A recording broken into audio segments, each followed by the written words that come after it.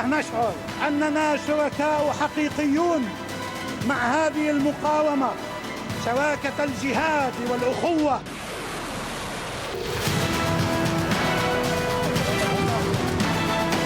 Israelis need to live free from rockets and from tunnels that threaten them.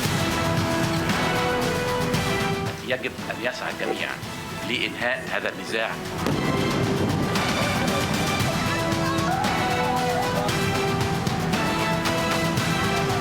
We use missiles to protect our people. They use their people to protect their missiles.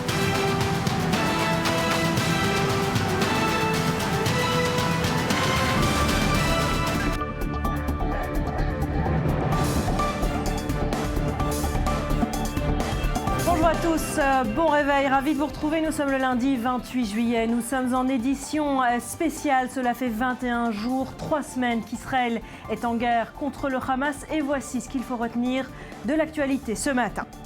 Barack Obama hausse le ton dans une conversation téléphonique avec Benjamin Netanyahou. Cette nuit, il exhorte les Israéliens à accepter un cessez-le-feu immédiat et sans condition. Le Conseil de sécurité de l'ONU réuni à New York cette nuit lui a emboîté le pas. De son côté, le gouvernement israélien n'a communiqué pour l'heure aucune réponse officielle. Le cabinet restreint de sécurité a été réuni pendant plusieurs heures cette nuit et pèse 2 options, l'arrêt des combats ou un élargissement de l'offensive. En attendant, sur le terrain, la nuit a été calme. Aucun missile n'a été tiré sur Israël. Ce matin, un tir sur la ville d'Ashkelon uniquement. Des responsables militaires évoquent la réinstauration d'un principe initial, le calme contre le calme. Si le Hamas ne tire pas, Israël pourrait stopper ses frappes. Le chef d'état-major israélien a affirmé que l'objectif des destructions des tunnels touche à sa fin. Enfin, une enquête de l'armée israélienne révèle que la cour de l'école des Nations Unies frappée par un obus de mortier la semaine dernière était vide. Au moment des faits, les Palestiniens avaient fait état de 16 morts. Pour Tsahal, ce bilan semble invraisemblable. Des corps auraient pu, selon l'armée israélienne, être déplacés à l'intérieur de la cour de l'école de l'UNRWA. Voilà, merci d'être avec nous, nos invités ce matin. Avant tout, Emmanuel Navon, merci d'être avec nous. Vous êtes professeur de relations internationales à l'Université de Tel Aviv. Et puis, nous retrouvons un grand plaisir Dror Even-Sapir. Bonjour, vous êtes notre spécialiste affaires politiques et diplomatiques. Bonjour à vous, Betsabé également. Alors Emmanuel, cela fait 3 semaines, on l'a dit, qu'Israël est engagé dans ce conflit. Qu'est-ce qu'il vous semble juste de faire au stade actuel ? Il faut terminer l'opération. On ne peut pas terminer l'opération sans un démembrement de l'infrastructure militaire du Hamas et surtout ces fameux tunnels dont il a été révélé récemment qu'un méga attentat avait été prévu par le Hamas à la veille de du nouvel an juif en Israël. Il faut absolument neutraliser, mettre fin à cette menace des tunnels. C'est à mon sens l'objectif numéro 1. Il ne peut pas y avoir de cessez-le-feu sans que la menace des tunnels et des missiles soit neutralisée. Ce sont des objectifs, semble-t-il, beaucoup plus ambitieux que ce qu'est en train de peser le gouvernement israélien, cette proposition, cette politique du calme contre le calme. Nous restons sur place, dit Tsahal, mais si le Hamas cesse ses tirs, nous cessons nos opérations. Est-ce que c'est la bonne piste à envisager ? Le gouvernement s'est réuni hier soir. Il n'a pour l'instant pas pris de décision, en tout cas pas publié de décision sur la suite des opérations. C'est également dans le contexte de l'appel téléphonique du président Obama que cette réunion a eu lieu. Mais pour l'instant, le gouvernement ne dit pas qu'on va se contenter uniquement de détruire les tunnels et de rester sur place. Mais encore une fois, comme je l'ai dit, la destruction des tunnels et surtout empêcher qu'on revienne dans le même scénario. Parce que même si aujourd'hui Tsahal arrive à identifier tous les tunnels et à les détruire et à saisir toutes les rampes de lancement et les missiles du Hamas, que va-t-il se passer après ? Et je crois que c'est là-dessus qu'il faut prendre une décision. On va continuer d'en parler dans un instant et vous donner la parole, Dror. Évidemment, on se dirige à présent vers la frontière entre Israël et la bande de Gaza pour comprendre quelle est la situation sur le terrain en ce moment même. Eleanor Veil, le calme des deux côtés, c'est ce qu'on peut dire ce matin ? Oui, effectivement, Barbara, cette nuit, le calme des deux côtés, comme vous pouvez le voir derrière moi, la frontière avec la bande de Gaza. Pas d'explosion, pas de ces fameuses colonnes de fumée qu'on a pu voir ces derniers jours tout au long de la frontière avec la bande de Gaza. Donc le calme relatif, puisque ce matin, il y a vraiment quelques minutes, une sirène a retenti dans la ville d'Ashkelon. Donc vraiment, il y a à peu près une demi-heure, ce qui contredit un petit peu l'esprit de cessez-le-feu qui s'est instauré depuis hier soir. Vous savez que le Hamas a appelé une nouvelle fois un cessez-le-feu et que Israël a répondu qu'il ne jouerait pas de jeu cette fois et que le calme serait répondu par le calme. Donc le cabinet de sécurité qui s'est réuni hier pendant plus de 4 heures n'a toujours pas décidé quelle option choisir entre la première option qui est l'intensification de l'opération terrestre dans la bande de Gaza et la seconde option qui serait cesser l'opération d'ici quelques jours tout en continuant à neutraliser et à chercher à détruire les tunnels toujours dans la bande de Gaza. Vous savez qu'il y a quelques instants, le cabinet de sécurité de l'ONU a déclaré qu'il fallait un cessez-le-feu humanitaire immédiat. Il s'est donc joint à la déclaration de Barack Obama qui s'est entretenu cette nuit avec Benjamin Netanyahou et qui lui a fait la même demande, un cessez-le-feu humanitaire immédiat et sans précondition. Merci beaucoup, Éléonore. Depuis la frontière, vous nous tenez au courant de tous les développements sur le terrain. Dror, alors on l'a dit, le cabinet ministériel était réuni cette nuit pendant plusieurs heures. Pas de communiqué officiel, mais on le rappelle, en général, ce genre de décision, ça se passe par vote. Est-ce qu'on sait quelles sont les forces en présence ? Écoutez, on sait que ce cabinet restreint, traditionnellement, il est divisé entre les partisans de la manière la plus forte et de l'option la plus musclée et ceux qui veulent un petit peu tempérer les choses. Ce qui pèse dans la décision, ce qui a pesé dans la décision qu'on ne connaît pas, d'ailleurs peut-être que les membres du cabinet restreint se sont séparés sans prendre de réelles décisions, peut-être qu'ils en ont pris une et qu'ils ont jugé bon de ne pas la rendre publique, c'est tout à fait possible aussi. Ce qui a pesé en tout cas, c'est que, semble-t-il, sur le terrain, l'un des principaux objectifs de l'opération Bordure de protection, à savoir la destruction de ces fameux tunnels dont la découverte a été la plus grande et la plus mauvaise surprise de l'opération, eh bien qu'on s'approche en fait de la fin, qu'on s'approche du point où l'objectif aura été atteint, l'objectif de découvrir et de détruire la plus grande part, si ce n'est la totalité de ces C'est ce que le chef d'état-major, Benny Gantz, a déclaré publiquement hier. Il ne le fait pas par hasard. Effectivement, à partir du moment où la plupart de ces tunnels ont été découverts et détruits, à partir du moment où l'arsenal de missiles de moyenne et longue portée dont dispose le Hamas s'est considérablement réduit, peut-être que les conditions sont remplies ou presque remplies pour que Israël puisse se déclarer satisfait et effectivement instaurer les conditions d'un cessez-le-feu sur le long terme. Maintenant, il y a deux options. Effectivement, si demain les combats s'arrêtent, on peut s'attendre à ce que le calme revienne pour le sud d'Israël pendant une assez longue période, pendant 2, pendant 3, pendant 4 ans, mais peut-être qu'Israël ne veut pas justement que dans 4 ans, qu'on prenne les mêmes et qu'on recommence en quelque sorte, et qu'une nouvelle opération militaire contre un arsenal du Hamas, qui aura été entre-temps reconstitué, puisqu'on sait, et on a vu que le Hamas a mis à profit ces années de calme ou de calme relatif pour se doter d'un arsenal tout à fait considérable de missiles, et pour creuser ce véritable réseau, cette véritable, pas ville souterraine, mais ce réseau très, très dense de tunnels qui allaient leur servir, effectivement, comme l'a dit Emmanuel Navand, qui aurait pu leur servir à commettre des attentats d'envergure. Donc peut-être qu'Israël, effectivement, a comme un objectif plus ambitieux, qui serait de faire en sorte que le calme ne revienne pas pour les 3 ou les 4 ans à venir, mais qu'il s'installe sur le long, voire le très long terme. Ça va peut-être dépendre du terme du cessez-le-feu. On rappelle que cette nuit, Obama a redéclaré sa volonté de désarmer la bande de Gaza. En tout cas, pour le moment, on va reparler d'Obama dans un instant, Emmanuel Naval, mais pour le moment, il n'y a pas de proposition de cessez-le-feu acceptable pour Israël. La proposition de John Kerry a été rejetée. Est-ce qu'Israël devrait, et ça a l'air peut-être de se diriger dans cette direction, décider seul de la fin de son opération, un cessez-le-feu unilatéral en quelque sorte ? Je pense qu'Israël devrait décider seul de la fin de cette opération, pas forcément un cessez-le-feu unilatéral, mais je crois qu'à la lumière du comportement de John Kerry, dont l'incompétence dépasse l'entendement, puisque je vous rappelle qu'elle est également critiquée pas seulement par Israël, mais également par l'autorité palestinienne, alors même qu'il y avait un cessez-le-feu sur lequel on s'était presque mis d'accord avec l'Égypte. Il est allé à Paris parler avec le Qatar et avec la Turquie, 2 pays qui soutiennent le Hamas. La Turquie diplomatiquement, le Qatar financièrement. Et on a du mal à comprendre ce comportement. Alors, ce n'est pas seulement que John Kerry, à juste titre, est devenu la risée du Proche-Orient, mais son incompétence, véritablement, le met dans une position où Israël est obligé d'agir seul, enfin, en tout cas, de prendre des décisions unilatérales vis-à-vis de Gaza. Et on peut effectivement se poser la question de à quel point il est approprié aujourd'hui de travailler avec Kerry sur ce dossier. On va revenir sur cette saga diplomatique. Un mot quand même avant de donner la parole à Betsabé sur ce qu'on a vécu ce week-end de part et d'autre. On a joué un petit peu, entre guillemets, avec ce concept de trêve humanitaire. Israël l'a accepté, le Hamas l'a rejeté, ensuite l'a rompu, l'a redemandé. À quoi jouent les deux parties avec ce concept ? Je vous rappelle que tous les cessez-le-feu jusqu'à présent ont été violés par le Hamas. Donc d'abord, quand on parle déjà aujourd'hui d'un autre cessez-le-feu, il y a eu des cessez-le-feu.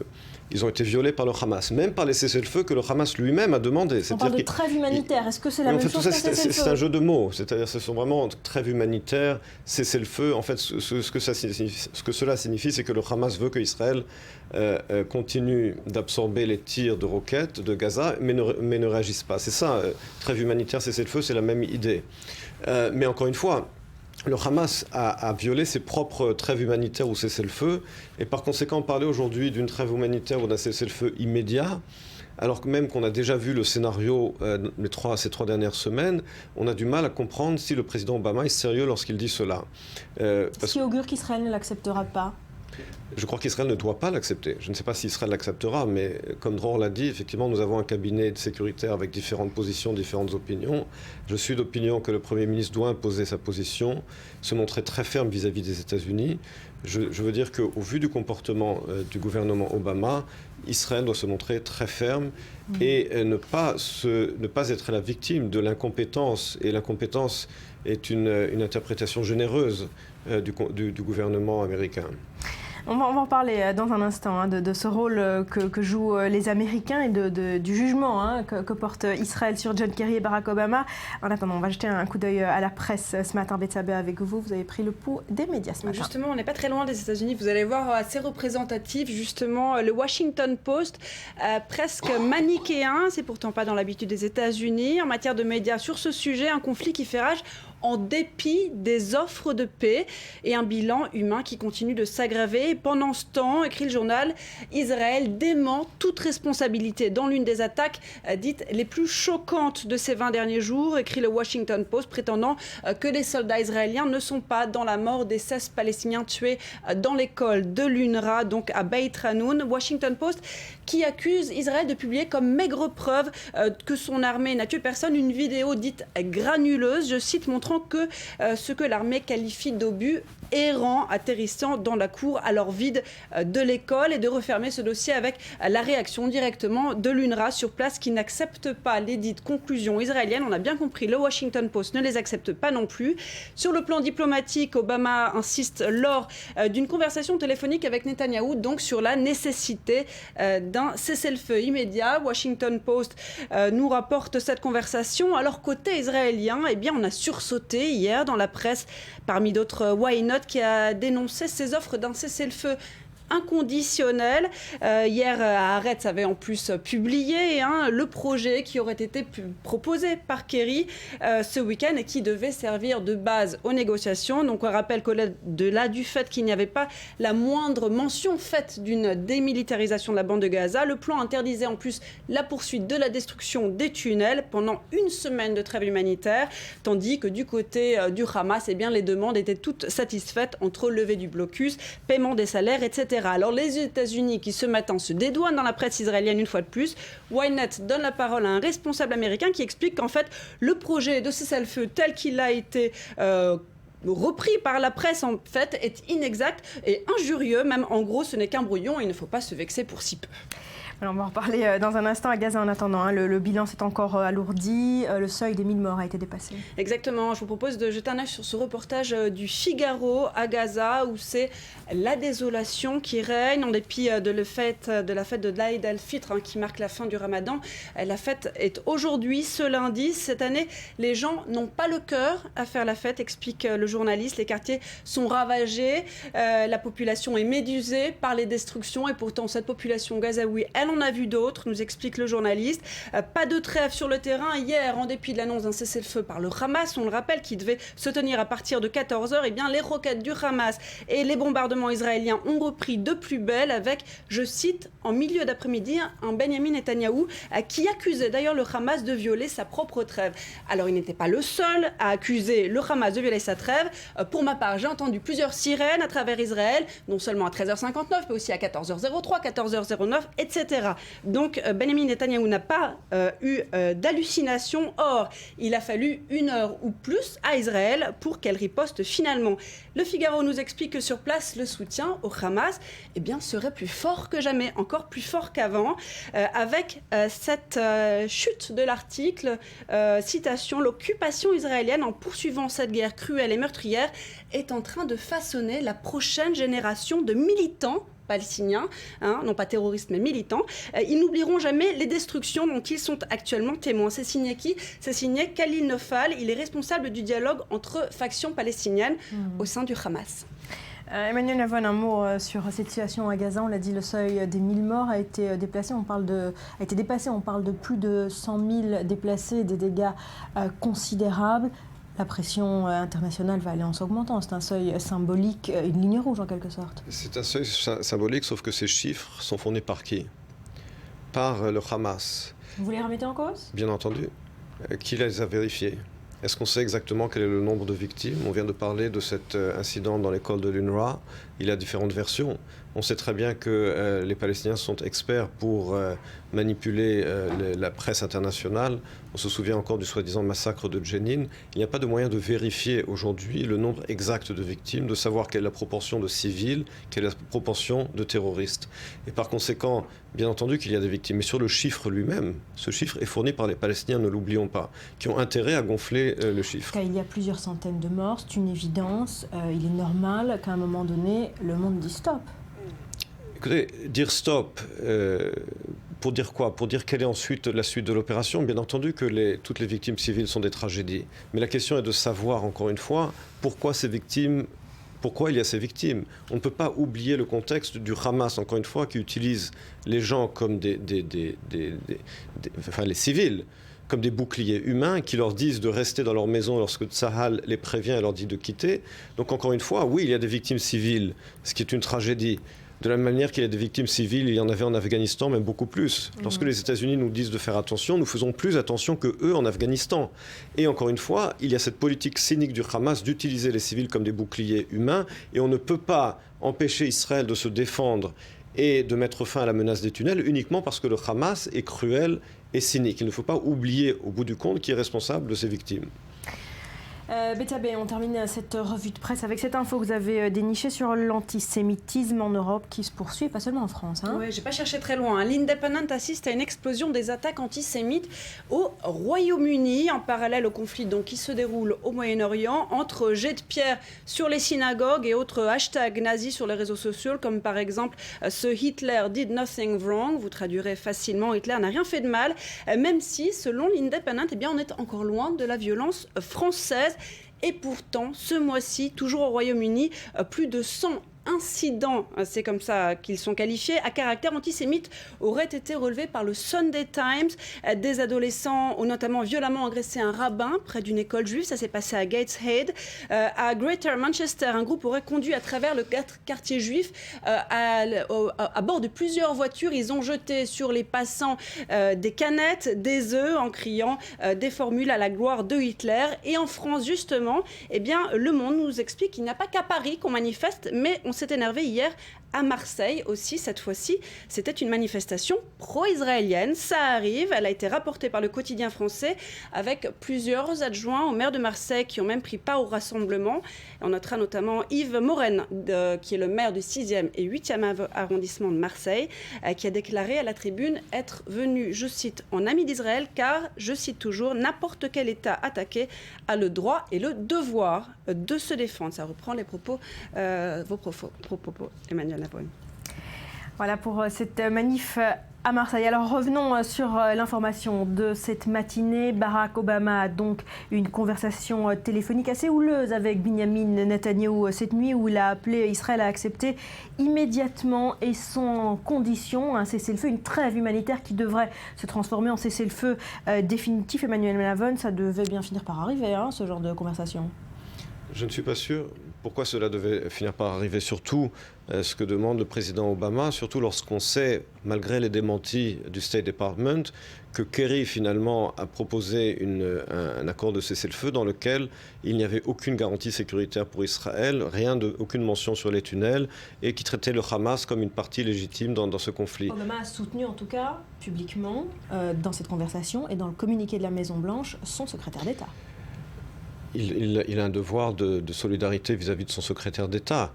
Il ne peut pas se désolidariser de son secrétaire d'État sans le démettre de ses fonctions. Donc le président Obama a le choix soit entre démettre John Kerry de ses fonctions, soit se solidariser de son comportement, de ses propos et de sa politique. C'est inévitable. Mais encore une fois, vous savez, le système américain est un système présidentiel. Ce n'est pas le système parlementaire israélien où, dans notre cas, par exemple, le Premier ministre doit souffrir son ministre des Affaires étrangères sans rien pouvoir faire. Aux États-Unis, si le président décide de se démettre de son ministre des Affaires étrangères, il peut le faire. Ce n'est pas le cas. Ce n'est pas le cas. Et donc, on ne peut pas accuser John Kerry uniquement de cette politique. Il y a derrière lui un président qui le soutient, c'est évident. Alors comment vous qualifiez cette politique américaine ?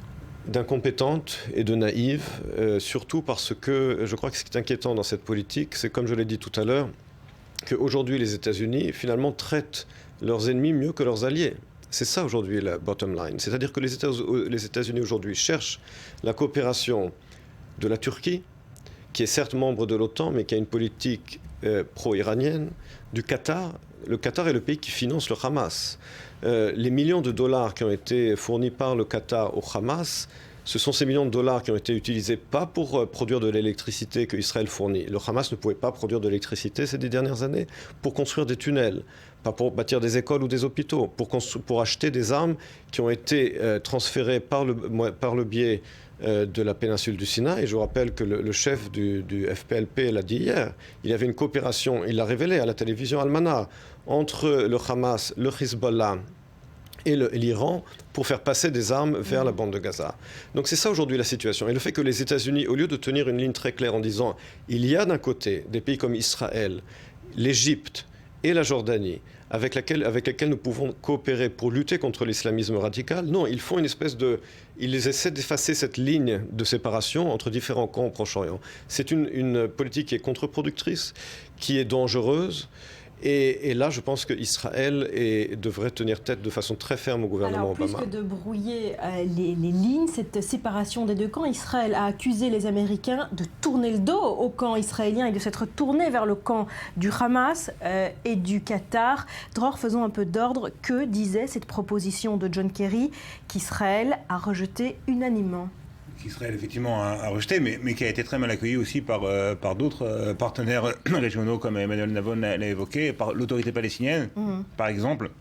N'a pas du tout vu d'un très bon œil. Alors c'était quoi, sur le fond, les principes de cette proposition ? En fait, cette proposition, pour aller vite, donnait au Hamas quasiment une position de vainqueur, en lui permettant non seulement de garder le pouvoir dans la bande de Gaza, oui, mais sans aucune demande concernant le démantèlement de son arsenal de missiles, concernant la destruction des tunnels terroristes, concernant... Non, le Hamas était conforté dans sa position de meneur dans la bande de Gaza, et il allait recevoir des dons de la communauté internationale, selon cette proposition américaine, en tout cas pour le rétablissement, la refondation de la bande de Gaza, mais que lui-même allait gérer par l'intermédiaire notamment de ses parrains régionaux que sont le Qatar et dans une moindre mesure la Turquie, vers lesquels John Kerry s'était effectivement tourné en négligeant des puissances beaucoup plus modérées et aussi le Hamas comme l'Égypte ou comme la Jordanie. Donc effectivement c'est une situation un petit peu absurde. Rien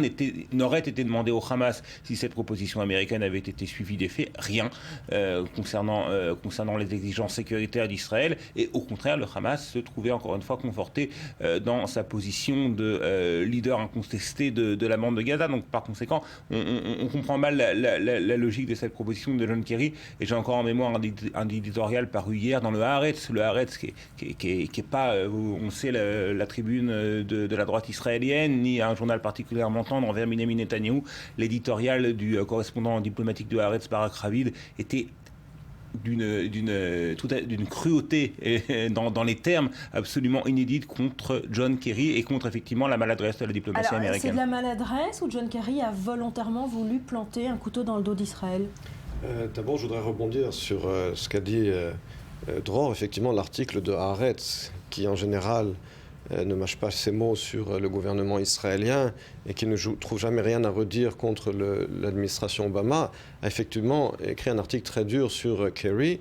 L'article de Barak Ravid traite presque John Kerry de demeurer, sans utiliser ce terme, mais c'est basiquement le ton de l'article. Quant au Time of Israel, par exemple, l'éditeur en chef, David Horowitz, a parlé de trahison.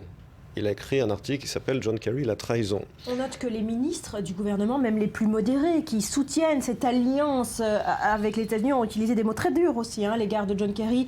Il est incompétent, manque de compréhension de la région, il a été non professionnel. Vous êtes d'accord avec ça? Même Tzipi Livni, qui pourtant est vraiment l'aile gauche du gouvernement, a eu des mots très durs sur la proposition de cesser le feu de John Kerry.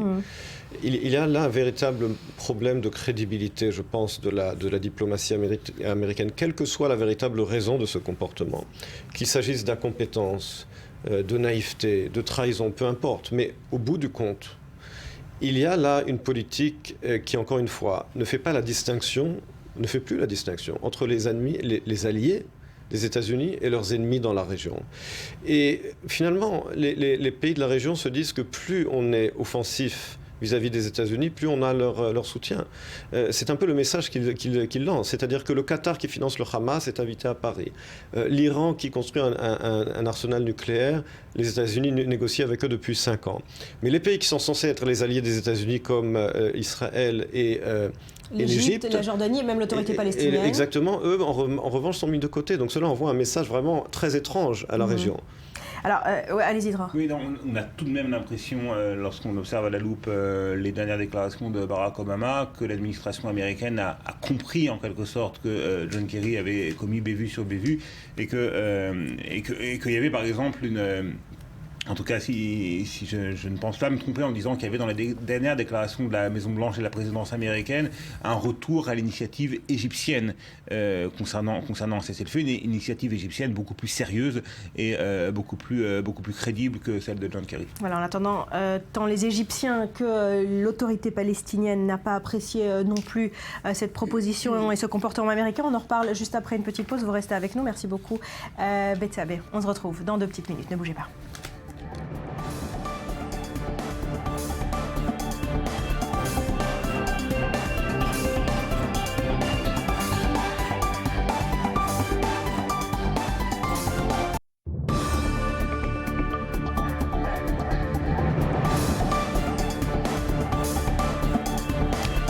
Il est 8h30 à Tel Aviv. Merci d'être avec nous sur i24 News. Voici ce qu'il faut retenir de l'actualité ce matin. Barack Obama hausse le ton dans une conversation téléphonique avec Benjamin Netanyahou cette nuit. Il exhorte les Israéliens à accepter un cessez-le-feu immédiat et sans condition. Le Conseil de sécurité de l'ONU réuni à New York cette nuit lui a emboîté le pas.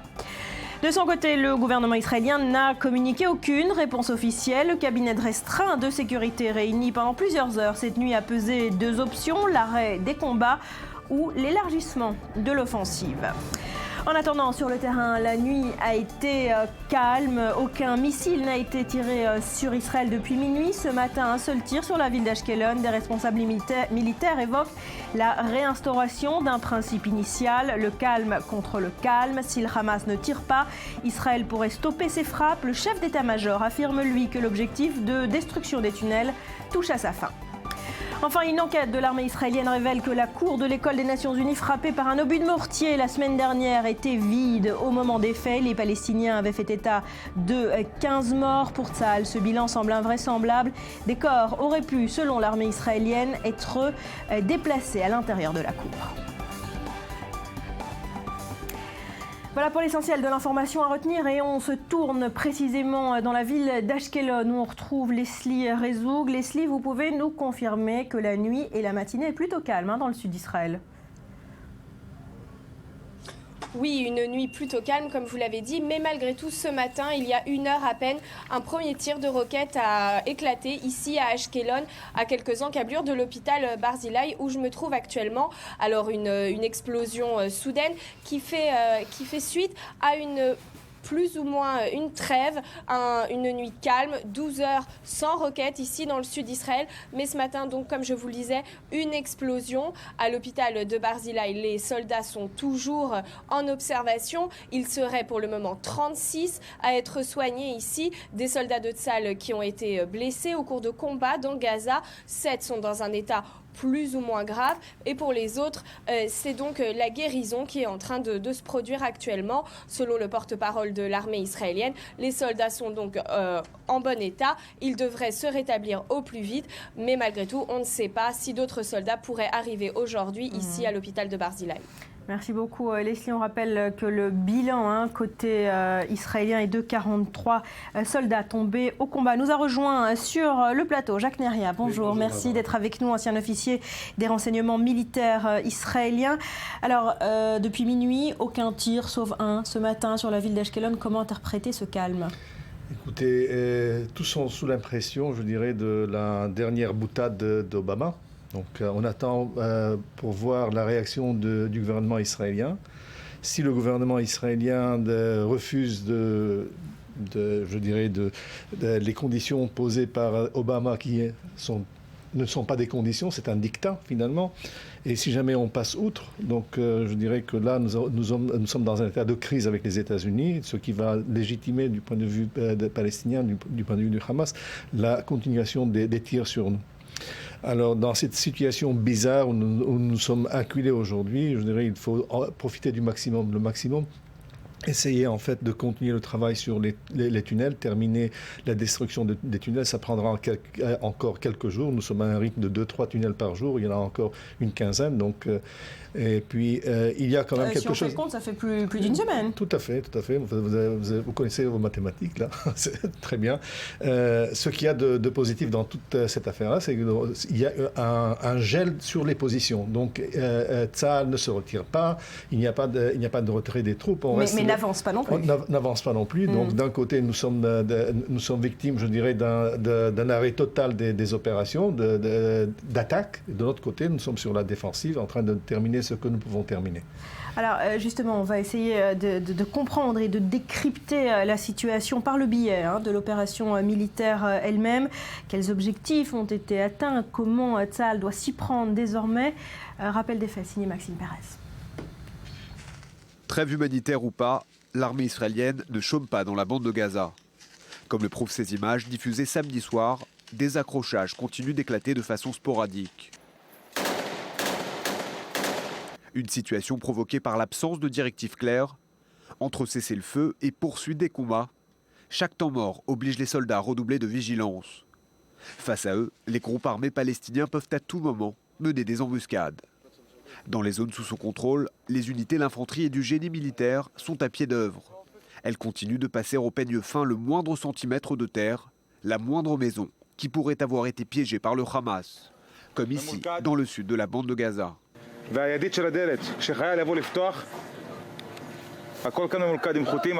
Après avoir neutralisé la charge, les soldats investissent la maison. Ils découvrent un véritable arsenal de guerre.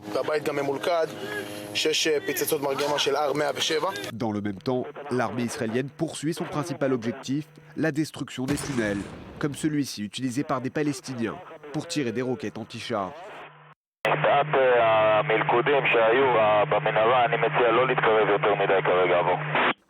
En 10 jours d'opération terrestre, l'armée israélienne aura identifié une trentaine de tunnels du Hamas. Pour les neutraliser entièrement, elle demande encore du temps, une dizaine de jours. Alors, Tzahal veut du temps, il va le recevoir ? Il va le prendre, tout simplement. Et je pense que ce serait quelque chose de terrible, même une imbécilité complète, de ne pas continuer le travail de commencer. De toute façon, là où l'armée est déployée, il n'y aura pas de retrait. Donc, sur ces positions-là, on va continuer à travailler. Vous avez parlé de priorité. Alors en début de guerre, la priorité était naturellement les missiles tirés par Hamas. Et au fur et à mesure du commencement de l'opération terrestre, on a découvert la grande surprise, c'est les tunnels stratégiques du Hamas. Les renseignements militaires étaient au courant de plus ou moins de la moitié de ce qu'on a découvert. Ce qui, naturellement, a posé de grandes questions sur l'étendue de notre connaissance. Comment est-ce que nous n'avons pas pu savoir plus que cela? Ça sera le sujet d'une enquête plus tardive, mais ça n'a pas d'importance pour l'instant. De toute façon, pour l'instant, il faut se concentrer sur ça. Donc, il y a une priorité sur les tunnels. En deuxième priorité, maintenant, sur les missiles qui, comme on le sait, sont tout simplement parés par le système du dôme de fer. Donc, pour l'instant, il ne faut pas tellement s'en faire. Alors, sur ces tunnels, Emmanuel Lavonne, Israël l'a dit et l'a répété, peu importe la proposition de cessez-le-feu qui arrivera au bout du compte, Israël ne cessera pas son travail défensif de repérer et de faire exploser ces tunnels, même après un accord, même après une trêve. C'est pour ça que tout accord ou toute trêve qui n'inclura pas le droit d'Israël à continuer de détruire ces tunnels est inacceptable. Ces tunnels constituent une menace stratégique pour l'État d'Israël. Il s'agit d'une véritable ville souterraine dont le but n'est pas seulement de cacher les terroristes et leur armement, mais également de pénétrer au sein d'Israël, de kidnapper des citoyens et de les tuer. C'est quelque chose de complètement inacceptable. Donc Israël a le devoir vis-à-vis de ses citoyens, de sa sécurité, de détruire ces tunnels. Il s'agit effectivement d'un arsenal qui va bien au-delà de ce que pensaient ou savaient les renseignements israéliens. Et comme je l'ai dit, tout accord de cessez-le-feu, toute proposition de cessez-le-feu qui n'inclura pas le droit d'Israël de continuer selon son propre rythme à détruire ces tunnels devra être repoussé. Un mot de l'Égypte également, qui lui, sans crier gare, a détruit 15 tunnels, comme ça, hier, sans prévenir personne. C'est un acteur qui va jouer finalement en faveur d'Israël. Écoutez, on sait à quel point le régime égyptien actuel est hostile au Hamas. Il y a un retournement de situation complet avec l'arrivée au pouvoir d'Al-Sisi et après la destitution des frères musulmans de Mohamed Morsi, qui est, il faut le rappeler, le Hamas, ce sont des frères musulmans palestiniens en quelque sorte. Donc aujourd'hui, on a un régime tout à fait hostile au Hamas et l'Égypte va peser forcément de tout son poids. Peut-être qu'elle devra d'ailleurs s'investir davantage dans une solution sur le long terme aux problèmes constitués par la bande de Gaza, peut-être davantage que ce n'était le cas auparavant et peut-être en faisant en sorte que le pouvoir qui pourrait s'installer par la suite dans la bande de Gaza ne soit plus le Hamas ou plus uniquement le Hamas et peut-être que l'Égypte pourra encore une fois influencer et agir pour que l'autorité palestinienne puisse gérer, peut-être effectivement en coopération avec le Hamas, une bande de Gaza qui serait en partie en tout cas démilitarisée. On peut imaginer que l'Égypte puisse aider l'autorité palestinienne à reprendre pied dans la bande de Gaza. C'est sans doute le souhait de l'Égypte, c'est peut-être le souhait d'Israël, ça ne semble pas être à l'ordre du jour des Américains. On rappelle que Barack Obama n'a nullement rappelé cette nuit, même cité le nom du Hamas, ça veut dire que sa branche politique pourrait totalement rester en place. Mais Jacques, vous vouliez réagir sur l'Égypte? Oui, je veux dire que ce que fait l'Égypte aujourd'hui, ce n'est pas par amour pour Israël. Il faut très bien le définir. L'Égypte fait ce qu'elle fait parce qu'elle a des intérêts très particuliers. Rappelez-vous, juste au début de cette opération, là, il y a eu 22 soldats égyptiens qui ont été tués, massacrés par les terroristes. Donc cette action au Sinaï en détruisant les tunnels, c'est une continuation de la guerre, je dirais, que le régime égyptien a engagée contre les terroristes. John Kerry a réussi à fâcher aussi les Égyptiens, on le rappelle. Un responsable israélien a dit que finalement John Kerry a creusé un tunnel terroriste sous la médiation égyptienne et qu'il l'a fait exploser. Oui, et je pense que c'est une autre erreur des États-Unis dans ce dossier. Dror parlait tout à l'heure du futur de la bande de Gaza. N'oublions pas qu'aujourd'hui, la bande de Gaza est enfermée à cause de l'Égypte. C'est essentiellement le blocus terrestre de l'Égypte qui étouffe la bande de Gaza.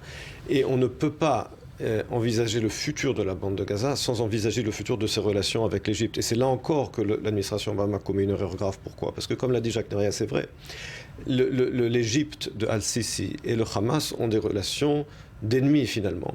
C'est une occasion historique. C'est une occasion historique, à mon sens, pour que faire tomber le régime du Hamas et pour que d'une certaine manière l'Égypte réintègre cette bande de Gaza qu'elle ne veut pas effectivement. Mais on n'aura pas le choix. Pourquoi? Parce qu'avant 67, l'Égypte contrôlait la bande de Gaza et aujourd'hui l'Égypte étouffe la bande de Gaza parce qu'elle ne veut pas des terroristes du Hamas sur son territoire. Donc il faut mettre fin à ce régime du Hamas et que d'une certaine manière les États-Unis utilisent leur pouvoir de pression économique qu'ils ont toujours sur l'Égypte à cause de l'aide militaire qu'ils continuent de leur fournir pour faire tomber le Hamas, pour que l'Égypte, d'une certaine manière, au lieu d'étouffer la bande de Gaza, la réintègre. Mais malheureusement, la politique de l'administration Obama aujourd'hui va totalement dans un autre sens, ce qui ne fait qu'aggraver la situation. On va y revenir dans un instant. On se tourne à présent vers Éléonore Val qui se trouve à la frontière entre Israël et la bande de Gaza. Éléonore, un mot de cette enquête révélée par Tzahal hier soir sur cet obus de mortier qui a touché une école de l'UNRWA la semaine dernière. Qu'est-ce qu'on en sait de plus ? Alors Barbara, juste avant, je veux vous préciser que des explosions se sont faites entendre ici à la frontière avec la bande de Gaza il y a quelques minutes, 3-4 explosions tout au plus, probablement des tirs d'artillerie tirés depuis Israël jusque dans la bande de Gaza. Par ailleurs, sur les résultats de cette enquête, Tzahal a publié une vidéo il y a quelques instants, il y a près d'une heure, où il explique que l'obus de mortier qui était tombé dans cette école de l'ONU qui avait complètement bouleversé la communauté internationale, puisqu'on parlait de 16 morts dans cette école, il serait impossible, selon l'armée israélienne, que ce tir ait fait autant de morts. Le porte-parole de l'armée, Peter Lerner, a déclaré qu'il avait vérifié, qu'il avait reçu des renseignements juste avant et que la cour de cette école était vide au moment où Israël a tiré cet obus de mortier. Je rappelle que quelques instants avant, Israël a riposté aux tirs qui avaient été lancés depuis justement cette école. On sait que le Hamas cache des armes et effectue des tirs depuis des infrastructures civiles, et cette école faisait partie d'un des caches des arsenals du Hamas. Alors donc selon les premiers éléments de l'enquête, le nombre de victimes est complètement surréaliste et Israël aurait tout au plus blessé quelques personnes par des débris de ces obus de mortier mais n'aurait fait aucun mort. Merci beaucoup Éléonore. Jacques, vous confirmez, un obus de mortier sur une cour vide peut faire autant de morts? Je suis d'accord avec... En premier lieu, je crois ce que dit Tzahal. Donc il faut prendre ça a priori. Nous n'avons pas l'habitude de mentir. Je pense que c'est une tradition dans l'armée et on n'a pas intérêt à cacher ça. Bien au contraire, il y aura une enquête internationale. On sait très bien qu'il y aura une enquête internationale. On est en train de se préparer d'ailleurs à cette enquête-là. Et ce sujet-là de l'école sera naturellement soulevé par tout le monde. Et donc des shrapnels d'un obus de 120 dans une cour vide ne tuent pas 16 personnes. Oui, effectivement. Le problème, c'est que la communauté internationale, elle, semble persuadée du contraire. Alors on peut imaginer que certains experts internationaux puissent être convaincus des arguments de l'armée israélienne qui semblent tout à fait sérieux et étayés sur des faits. Maintenant, ce qui se cache derrière cette contre-offensive médiatique, pourrait-on dire, de l'armée israélienne, c'est bien évidemment la guerre des opinions dont on a parlé à plusieurs reprises. On sait à quel point dans plusieurs pays européens, on l'a vu, une partie de la population s'est mobilisée en faveur des Palestiniens, en faveur de la bande de Gaza, avec parfois des arguments tout à fait radicaux. Et on a vu que ça pouvait dériver vers une hostilité à Israël, voire davantage. Et ça, c'est un élément dont les chancelleries occidentales sont bien obligés de prendre compte. On a vu à quel point la position de la France, par exemple, avait évolué. Au départ, la réaction de François Hollande dans les premier temps de l'opération était tout à fait favorable à Israël. Là, on a l'impression que le ton a un petit peu changé. Donc, c'est une réalité que les dirigeants occidentaux sont obligés de prendre en considération lorsqu'ils prennent des décisions concernant la région. Quant à la réponse d'Israël, Emmanuel Laval, est-ce qu'Israël a tiré les enseignements du passé, de la commission Goldstone notamment, et va fournir à cette future enquête internationale des documents, des résultats, des enquêtes, va collaborer pour éviter une commission Goldstone bis? Cette commission aura lieu, ne nous trompons pas. Elle aura lieu quelle que soit la décision d'Israël de coopérer ou de ne pas coopérer avec elle, tout simplement parce que le soi-disant Conseil des droits de l'homme des Nations Unies, cette mascarade composée des pires violateurs des droits de l'homme, comme nous le savons, a déjà décidé à l'avance de créer une commission d'enquête qui, entre parenthèses, ne parle uniquement d'Israël et pas du tout de vérifier les crimes de guerre du Hamas, parce qu'elle part du principe que le Hamas n'a commis aucun crime de guerre, de la même manière qu'il n'y a pas eu de commission d'enquête en Syrie ou en Irak ou ailleurs. Donc justement parce que c'est une mascarade, c'est une erreur à mon sens de collaborer avec cette mascarade, puisque c'est la légitimer. Cela ne signifie pas qu'il ne faut pas tirer les conclusions du précédent rapport Goldstone et ne pas attendre que cela ait lieu. Il faut une attaque préemptive vis-à-vis de cette mascarade, bien que cette fois-ci, je doute que le soi-disant Conseil des droits de l'homme trouve un nouveau idiot utile juif pour mettre son nom à la tête de cette commission, comme elle avait réussi à le faire la dernière fois, et que le juge Goldstone lui-même, qui s'est rétracté de son propre rapport, il sera beaucoup plus difficile pour ce club de violateurs des droits de l'homme de trouver un juge juif pour mettre à sa tête de cette commission. Allez-y, Dror. Oui, non, je voudrais revenir sur un autre point qu'on avait abordé et qu'Emmanuel Navona a abordé, à savoir ce qui va se passer après, après la fin de cette opération. Qu'en est-il du pouvoir du Hamas dans la bande de Gaza ? Il est assez clair que les dirigeants israéliens, en tout cas Benjamin Netanyahou, ne considèrent pas que l'un des objectifs de l'opération en cours est de faire en sorte que le Hamas soit chassé complètement du pouvoir dans la bande de Gaza. Que le Hamas soit affaibli militairement le plus possible, oui. Que son arsenal terroriste et militaire soit en très grande partie détruit, oui aussi bien évidemment, surtout lorsque l'on prend conscience de la menace que représentait et que représente encore d'une certaine manière ce réseau très serré de tunnels terroristes. Maintenant, ce que redoute Israël, c'est une situation d'anarchie qui pourrait profiter à des groupes djihadistes et qui encore plus radicaux, encore plus imprévisibles, parce que le Hamas, quelque part, on le connaît. Et Israël craint davantage ce qu'il ne connaît pas. Et dans cet état de mesure, donc un Hamas affaibli serait peut-être la solution. Pourtant, même si on peut imaginer qu'Israël fasse pression pour que la bande de Gaza ne soit plus dirigée uniquement par le Hamas. Et c'est là où l'Égypte doit jouer un rôle plus grand que celui qu'elle a joué auparavant. Jacques, sur le terrain, on note quand même que certaines têtes politiques du Hamas et du djihad islamique ont été éliminées depuis 3 semaines par Israël. Est-ce que l'objectif, il est politique et évincer le Hamas du pouvoir, il est juste militaire, affaiblir le mouvement ? À mon avis, le but d'Israël était d'affaiblir le mouvement à un tel point où le mouvement devait accepter les conditions israéliennes. Mais c'est malheureux de le constater, ce sont les États-Unis qui vont sauver Hamas, non pas le Qatar ni la Turquie. Les États-Unis, en 2007, ont permis au Hamas, après une pression sur le gouvernement israélien, de gagner les élections et ensuite de s'emparer de la bande de Gaza. Et aujourd'hui, l'intervention d'Obama, je dirais, c'est comme un éléphant dans un magasin de porcelaine, comme on dit en hébreu, donc qui arrive et qui tout simplement fait dans un branle-bas de combat qui arrête, je dirais, la lancée d'Israël et de mettre fin à une menace stratégique sur le pays. Le problème, en un mot, c'est que le Hamas sort affaibli militairement, ça c'est évident et il faut s'en réjouir. Par contre, sa popularité au sein des Palestiniens et ailleurs dans le monde arabe en est sorti renforcé et ça c'est un véritable problème. Alors le Hamas en sort affaibli, c'est en tout cas ce que souhaite Israël en détruisant ces 31 fameux tunnels décelés jusqu'ici. C'est l'objectif numéro 1 de cette opération. La menace est devenue extrêmement concrète en 3 semaines après plusieurs tentatives réussies d'infiltration au territoire israélien. C'est ce qui a d'ailleurs convaincu le gouvernement de lancer l'offensive terrestre. Pourtant, cette réalité des tunnels existe depuis plus de 10 ans, mais rien ou pas assez n'a été fait. Explication signée Sandy Fortis. 13 terroristes qui sortent d'un tunnel en plein terrain israélien. Pendant des années, la menace des tunnels venant de Gaza n'a pas été prise au sérieux.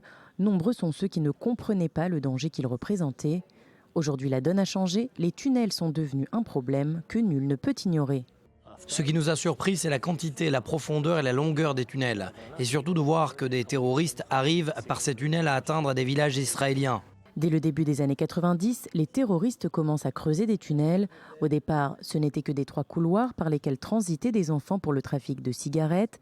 Petit à petit, l'activité se développe, les tunnels s'élargissent et permettent le trafic d'armes.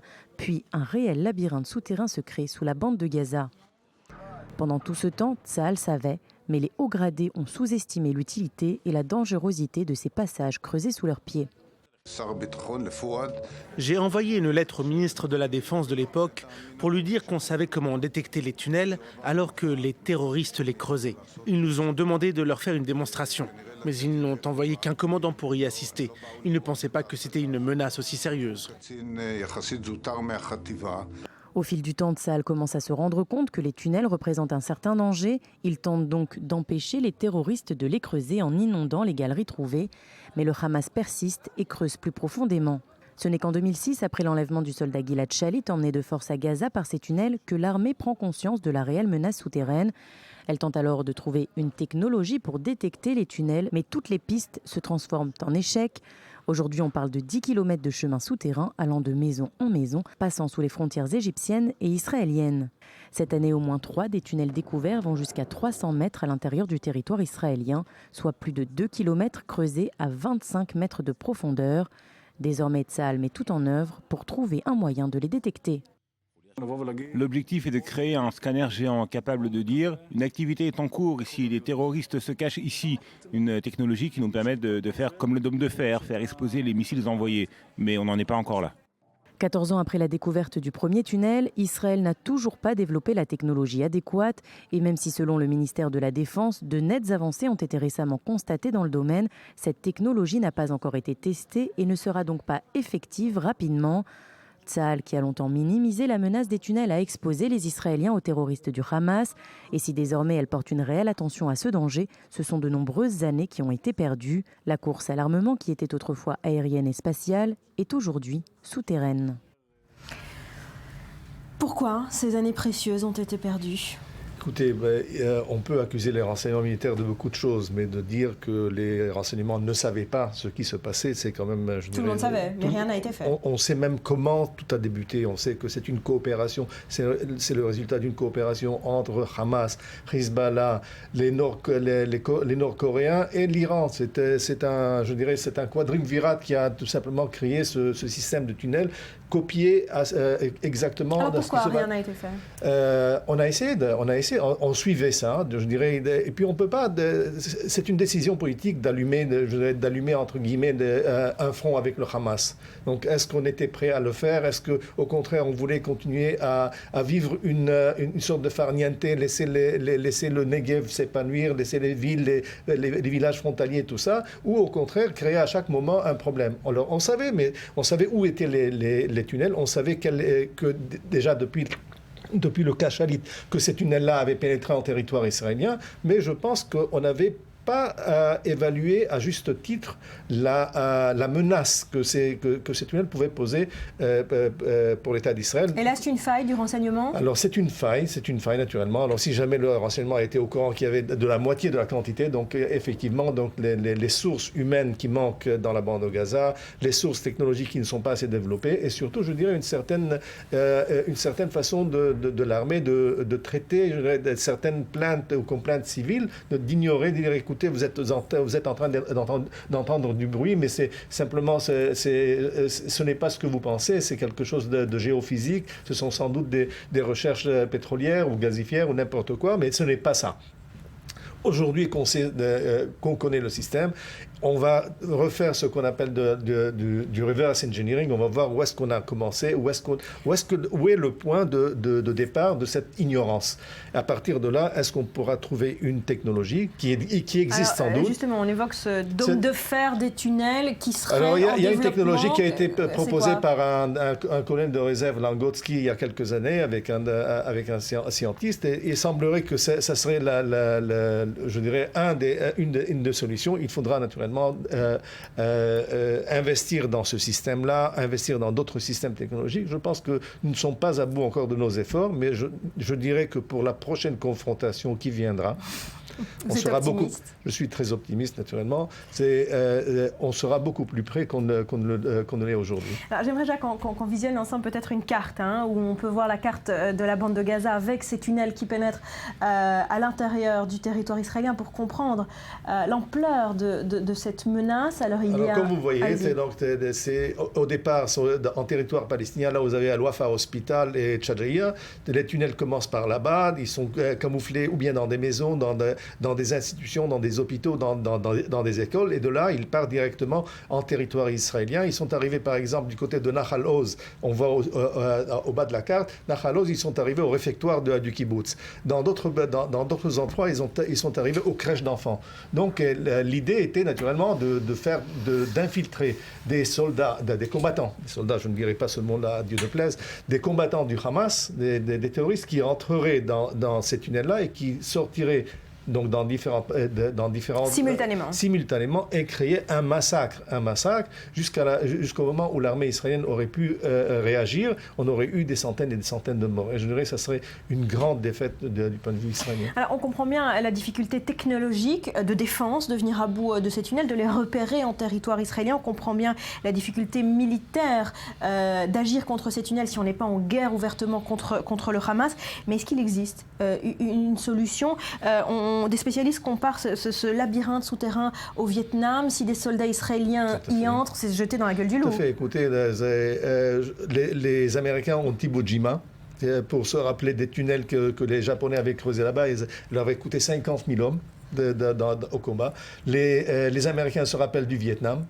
Je dirais, et il y a beaucoup d'exemples historiques où les tunnels, où le faible, soi-disant le faible ennemi, a pris le souterrain comme abri et l'a utilisé très intelligemment contre je dirais, la force militaire qui était au-dessus. Quelle est la solution ? La solution, tout simplement, c'est d'essayer de détruire ce que nous avons en main aujourd'hui, de ne pas céder à la pression aujourd'hui, mais de détruire les 31 tunnels, les 32 tunnels.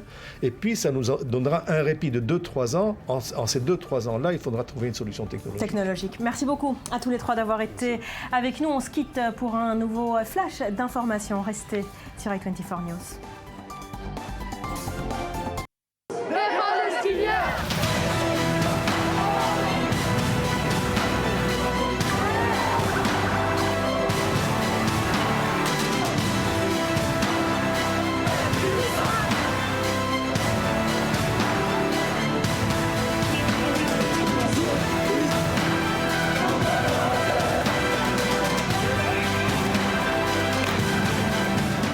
في حزب الله نشعر أننا شركاء حقيقيون مع هذه المقاومة شراكة الجهاد والأخوة.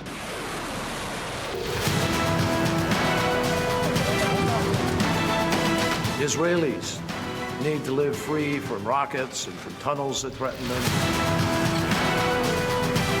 يجب أن يسعى الجميع لإنهاء هذا النزاع.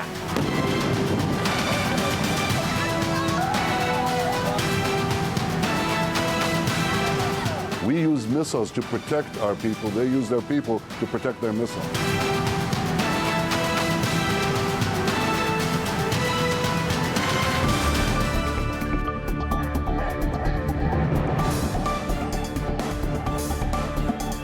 Merci de votre fidélité à i24 News. Nous sommes toujours en édition spéciale et m'a rejoint sur ce plateau Amir Badran. Bonjour, merci d'être avec nous. Vous êtes avocat arabe israélien, membre du conseil municipal de Tel Aviv et Boaz Bismuth. Merci à vous d'être là. Vous êtes ancien ambassadeur d'Israël en Mauritanie et journaliste israélien. J'aimerais qu'on regarde ensemble ces quelques images qu'on va commenter par la suite. Cela faisait plusieurs années qu'une telle mobilisation anti-israélienne n'avait pas eu lieu dans les grandes villes de Cisjordanie. Tout au long du week-end, les manifestations, leur ampleur et leur violence ont étonné les forces de sécurité israéliennes. On dénombre plusieurs morts. Rappel des faits en images et on va en parler juste après. La Cisjordanie également sous tension. Les manifestations contre l'opération israélienne bordure. On va essayer d'y revenir dans un instant. En tout cas, on a vu des images très fortes. Vers où ça va, Amir Badran? Est-ce qu'on doit craindre une troisième intifada, un soulèvement populaire? Je crois que tant qu'il n'y a pas d'espoir, on risque vraiment d'arriver à une troisième intifada. Pour le moment, les choses vont très mal, parce que c'est vrai que les partis parlent d'un moment à un autre d'un cessez-le-feu, mais on remarque qu'il n'y a pas une vraie volonté de deux parties, je veux dire, d'arriver à un cessez-le-feu. Le cessez-le-feu en lui-même n'est pas l'objet. même si on entend parler le gouvernement israélien de temps en temps vouloir ce cessez-le-feu pour les cessez-le-feu, alors que le côté palestinien revendique une fois de plus en disant voilà, ce qui nous intéresse avant même de cesser le feu, c'est de savoir qu'on arrive à un enlèvement du siège qu'il y a sur Gaza et en même temps un espoir politique, disons, pour aboutir à un État palestinien à côté de l'État israélien. Oui, alors si on reste dans le mot espoir, vous avez un espoir, moi aussi j'ai un espoir justement. J'ai aussi un espoir par exemple que nous voyons, que nous ayons enfin un ennemi commun, tout à fait normal, qui est bien sûr le Hamas. Moi je m'attendrais à ce que justement la rue palestinienne, elle aussi, la rue à Gaza évidemment, mais la rue palestinienne rejoigne un petit peu ses leaders dans le sens où le Hamas aujourd'hui est le grand ennemi. Maintenant, quand on parle bien sûr de ce blocus, mais évidemment personne n'est pour un blocus, au contraire je crois que le souhait de tout rapprochement c'est justement d'avoir quelqu'un ou un État ou une autorité prospère à nos côtés, parce que vous savez très bien que si mon voisin se porte bien, ben moi aussi. Mais justement, l'espoir que vous avez justement pour voir la fin du blocus, moi aussi je l'ai, mais pour cela, il faut évidemment éliminer quelque chose qui est un ennemi, non seulement pour les Israéliens, mais surtout aussi pour les Palestiniens, qui est le Hamas. En attendant, ce qu'on a vu ce week-end dans les grandes villes de Cisjordanie, c'est un soutien au Hamas et en tout cas une mobilisation anti-israélienne sans précédent depuis plusieurs années. On revient sur les faits en images. Merci. La Cisjordanie également sous tension. Les manifestations contre l'opération israélienne Bordure protectrice à Gaza se sont multipliées ces derniers jours. Bilan, 10 morts et 600 blessés. Jeudi soir, plus de 10 000 manifestants se sont approchés du poste de Kalandia près de Ramallah. Très vite, les heurts éclatent entre Palestiniens et forces de l'ordre israéliennes. Pneus en feu, cocktails Molotov et jets de pierre. Des affrontements se sont aussi produits dans la nuit de samedi à dimanche à Jérusalem-Est. L'armée israélienne nous tire dessus, elle tire sur des manifestants pacifiques et non violents qui sont ici par solidarité envers ceux qui se font massacrer à Gaza et qui demandent la liberté. Ce qui se passe est le résultat du comportement des Israéliens. Ceci est le début de la troisième intifada, populaire, non violente, mais déterminée à obtenir la liberté contre cette occupation israélienne. Dimanche, la police israélienne a annoncé avoir déjoué un attentat. Les forces de sécurité ont arrêté à un point de contrôle entre la Cisjordanie et Israël un homme au volant d'une voiture remplie d'explosifs. À quelques heures de la grande fête musulmane de l'Aïd el-Fitr qui marque la fin du Ramadan, les forces de l'ordre israéliennes restent en état d'alerte ce lundi en Cisjordanie. Cette guerre que livre Israël contre le Hamas va être l'élément déclencheur d'une troisième intifada non violente, comme le dit Moustapha Barghouti. On vient de mentionner que c'est la fête Eid el-Fitr, donc bonne fête à tous les spectateurs qui nous regardent justement musulmans, ça c'est une chose, et nous avons beaucoup, heureusement, parmi nous, des musulmans israéliens. Non, sur les manifestations que nous venons de voir, alors bien sûr que c'est quelque chose que je regrette énormément, pour la bonne raison que, comme j'ai dit avant, nous partageons, je pense, justement, le même ennemi. Et encore une fois, c'est quelque chose que, ce qui me désole, moi, personnellement, en tant qu'Israélien, cette fois-ci, pas en tant que journaliste, c'est que chaque cycle de violence, et je pense que votre invité va être d'accord avec moi, chaque cycle de violence que nous voyons, comme celui-ci, nous perdons encore une génération. Et ça, c'est pour le côté dramatique, parce que vous savez très bien que le peuple ne va pas, la paix ne va pas être faite entre dirigeants, mais entre peuples. Et là, justement, on part en arrière. Mais ce que j'aimerais aussi dire à monsieur, je crois que c'était monsieur Barghouti que nous venions de voir, et qui parlait justement, encore une fois, manifestations pacifiques. Je crois que les téléspectateurs ne sont pas dupes. On voit très bien des manifestations, y compris en France. Heureusement, il n'y a pas l'armée israélienne là-bas, mais la violence y est toujours. Alors, Amir Badran, hier, l'armée israélienne a arrêté à temps une voiture bourrée d'explosifs à côté de Jérusalem. Il y a eu d'autres tentatives d'attentats ces dernières 48 heures. Est-ce qu'il faut s'attendre à une propagation de ces tentatives un peu partout dans le pays ? Écoutez, les actions violentes se passent des deux côtés. Quand on voit le nombre de morts qui existent aujourd'hui à Gaza par rapport à celui qui existe... C'est une guerre là-bas, il y a une guerre. C'est une guerre. Je pense que c'est plutôt une attaque.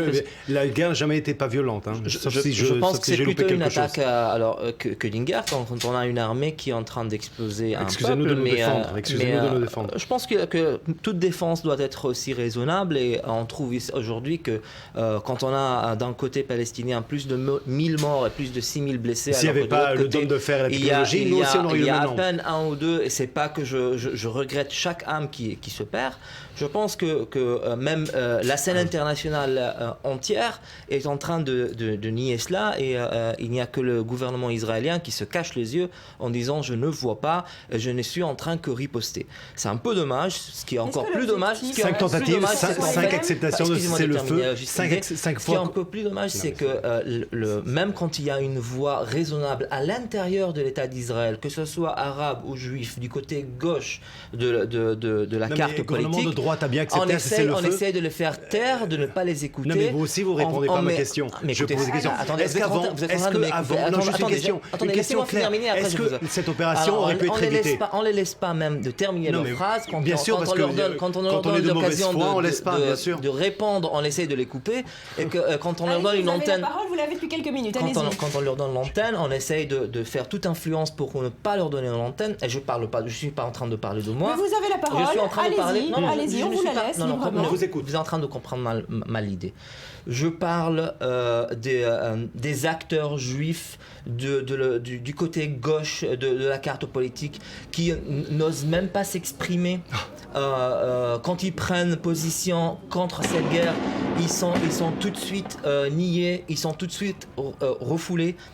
Je pense que la situation devient de plus en plus grave à l'intérieur de l'État d'Israël concernant la vie commune entre juifs et arabes, mais encore plus grave quand il s'agit des... Vous n'avez pas répondu à ma question. Je parle de ces tentatives d'attentats terroristes de la Cisjordanie en Israël où sont visés des civils israéliens. Est-ce que ça va dégénérer?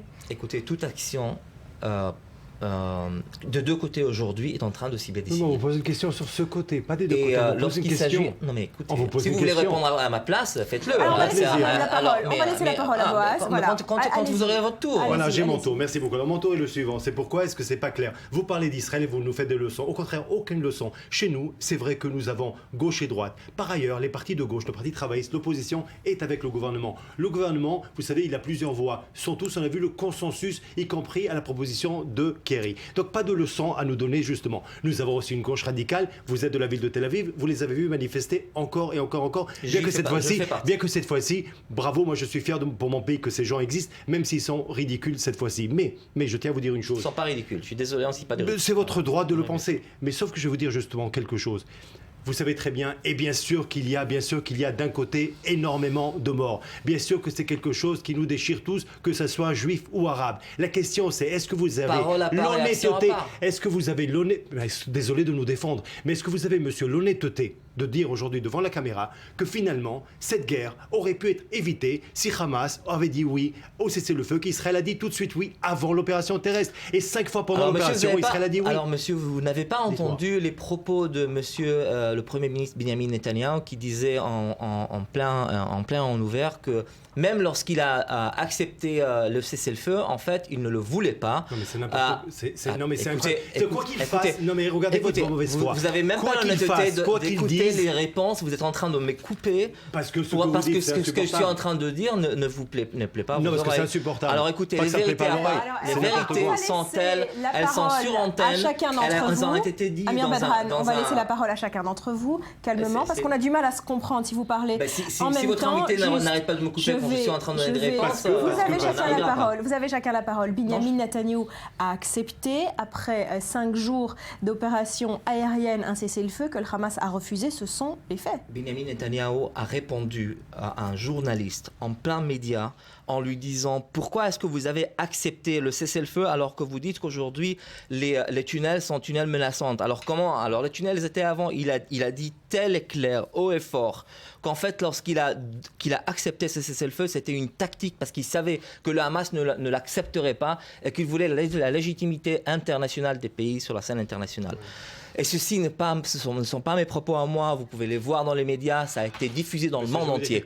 Alors, attendez, dites-le à votre tour. J'attends. Ce que je suis en train de dire, c'est une guerre, et c'est plus qu'une guerre, c'est une attaque sur des civils. Et même si des fois, et je suis d'accord que tout peuple a droit de se défendre, la défense doit être mesurée. Elle ne peut pas être telle comme on a vu les images à Shajaïa, à Gaza. Elle ne peut pas être telle quand on a des milliers de morts. Elle ne peut pas être telle quand il y a un déséquilibre entre les forces de deux côtés. Boaz, est-ce que la réponse israélienne est disproportionnée? Non. Bien sûr qu'elle est proportionnée pour la bonne raison que Israël se défend. Si Israël ne pensait pas à ses citoyens et il ne développait pas d'hommes de fer, eh ben on aurait eu autant de victimes. Sauf que d'un côté, bien sûr, on protège les civils et de l'autre côté, on les utilise comme bouclier humain. Et il faut arrêter cela, c'est pas Israël qui le dit, secrétaire général des Nations Unies, UNRWA elle-même, qu'on ne peut pas penser que UNRWA est quand même une organisation pro-israélienne qui le dit elle-même. Parlons-nous de tout ce que vous voulez, monsieur. Sauf que moi, ce que j'aurais aimé, juste une phrase, ce que j'aurais aimé, et moi, j'aurais eu aussi un espoir. Si enfin j'aurais entendu de l'autre côté, ceux avec qui, et tout à fait, ils ont le droit, comme moi, j'ai le droit de ne pas être politiquement d'accord. Mais si pour une fois, lors de ces 20 minutes ou 10 minutes ou un quart d'heure qu'on est assis ici, un mot, une virgule aussi sur le Hamas. Aucune critique. Netanyahou ne voulait pas les Israéliens disproportionnés. Où est la responsabilité du Hamas dans tout ça? Je vous ai pas entendu parler de la critique de la politique israélienne, alors en s'agissant qu'il n'y a pas aucun espoir. Parce qu'elle se défend, je vote pour ça. Non, écoutez, aucun espoir pour le peuple palestinien pour avoir une nation, aucun espoir pour enlever ce siège qui existe depuis plusieurs années sur Gaza, aucun espoir. Je ne vous ai pas entendu parler de ça. Aucun espoir, monsieur. Mais je ne vous ai pas entendu parler. Pourquoi est-ce que vous ne dites pas un mot là-dessus? Désolé, un Premier ministre. Parce que vous n'êtes même pas intéressé de les écouter, de savoir ce qu'ils sont en train de dire. Justement, j'aimerais qu'on s'attarde un moment sur le cas du Amir Badran. J'aimerais qu'on s'attarde sur le cas je vous pose une question. Il y a une guerre en ce moment. Vous me parlez de mort et vous me parlez de ça, de je vous parle d'espoir pour arrêter cette guerre. Alors on a bien compris votre position à tous les deux.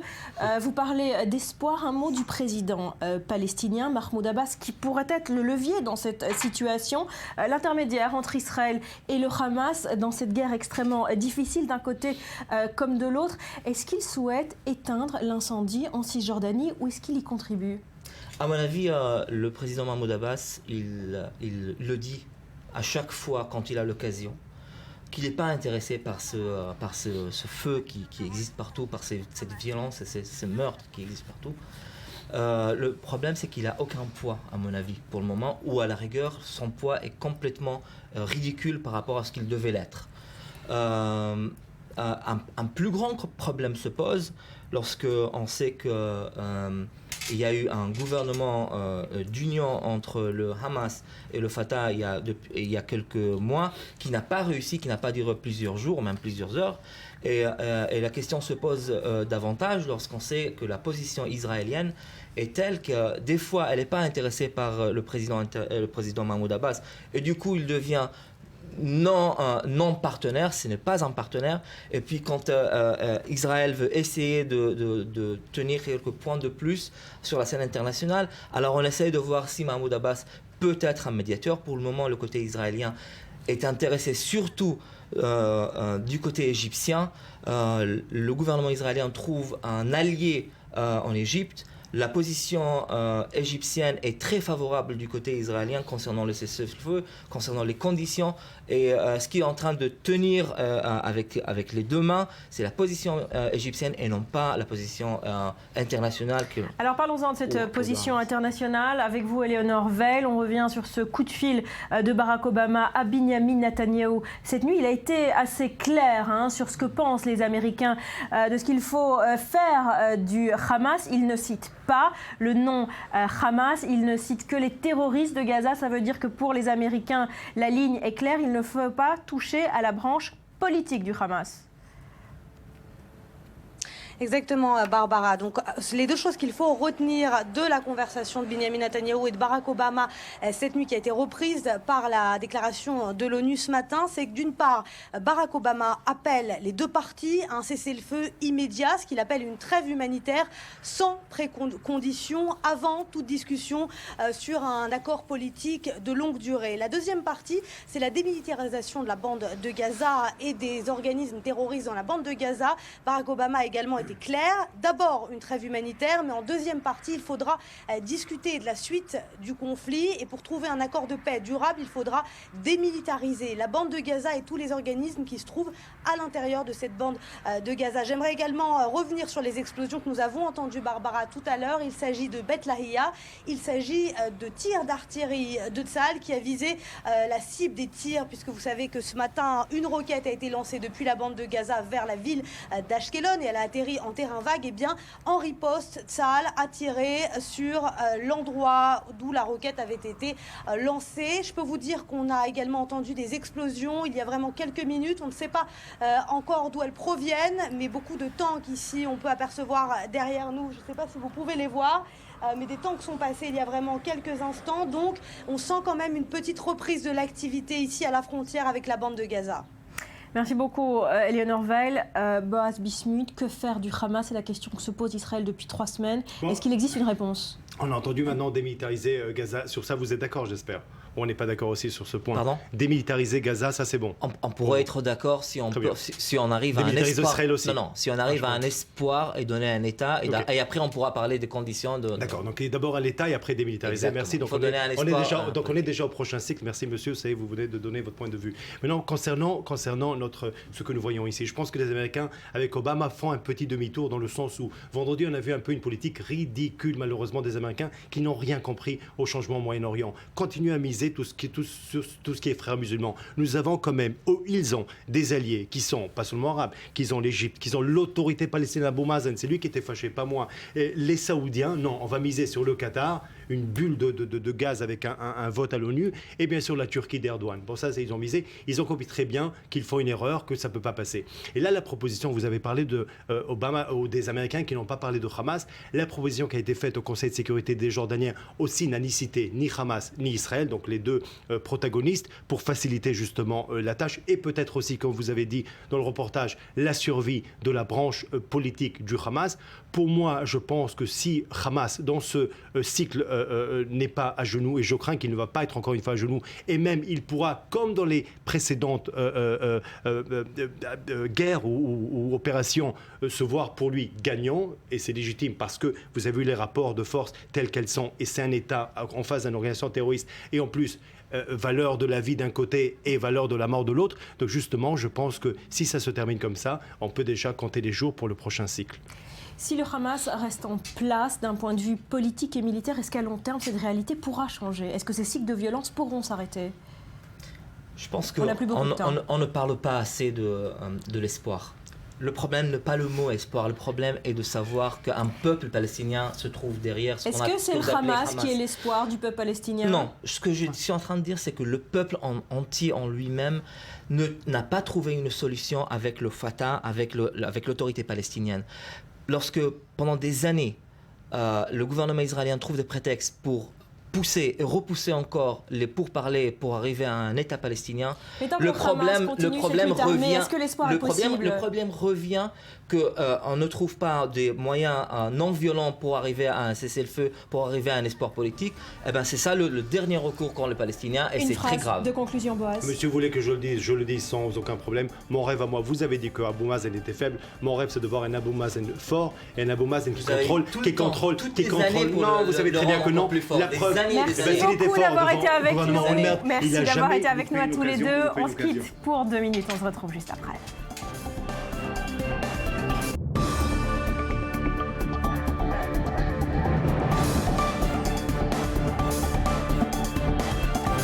Il est 9h30 à Tel Aviv. Merci d'être avec nous sur i24 News. Nous sommes le lundi 28 juillet. Cela fait 3 semaines, 21 jours qu'Israël est en guerre contre le Hamas pour stopper la menace terroriste. Voici ce qu'il faut retenir de l'actualité.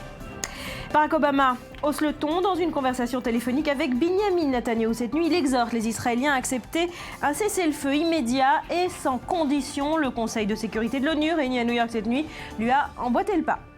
De son côté, le gouvernement israélien n'a communiqué aucune réponse officielle. Le cabinet restreint de sécurité réuni pendant plusieurs heures cette nuit a pesé 2 options, l'arrêt des combats ou un élargissement de l'offensive. En attendant, sur le terrain, la nuit a été calme. Aucun missile n'a été tiré sur Israël, sauf un ce matin sur la ville d'Ashkelon. Des responsables militaires évoquent la réinstauration d'un principe initial, le calme contre le calme. Si le Hamas ne tire pas, Israël pourrait stopper ses frappes. À noter que le chef d'état-major affirme que l'objectif de destruction des tunnels touche à sa fin. Enfin, une enquête de l'armée israélienne révèle que la cour de l'école des Nations Unies, frappée par un obus de mortier la semaine dernière, était vide au moment des faits.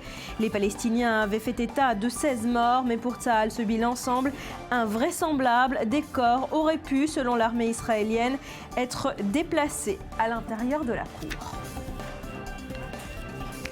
Voilà, on se dirige tout de suite vers la ville d'Ashkelon, l'hôpital Barzilai, plus précisément, où se trouve Leslie Rezoug. Leslie, le calme se maintient toujours ?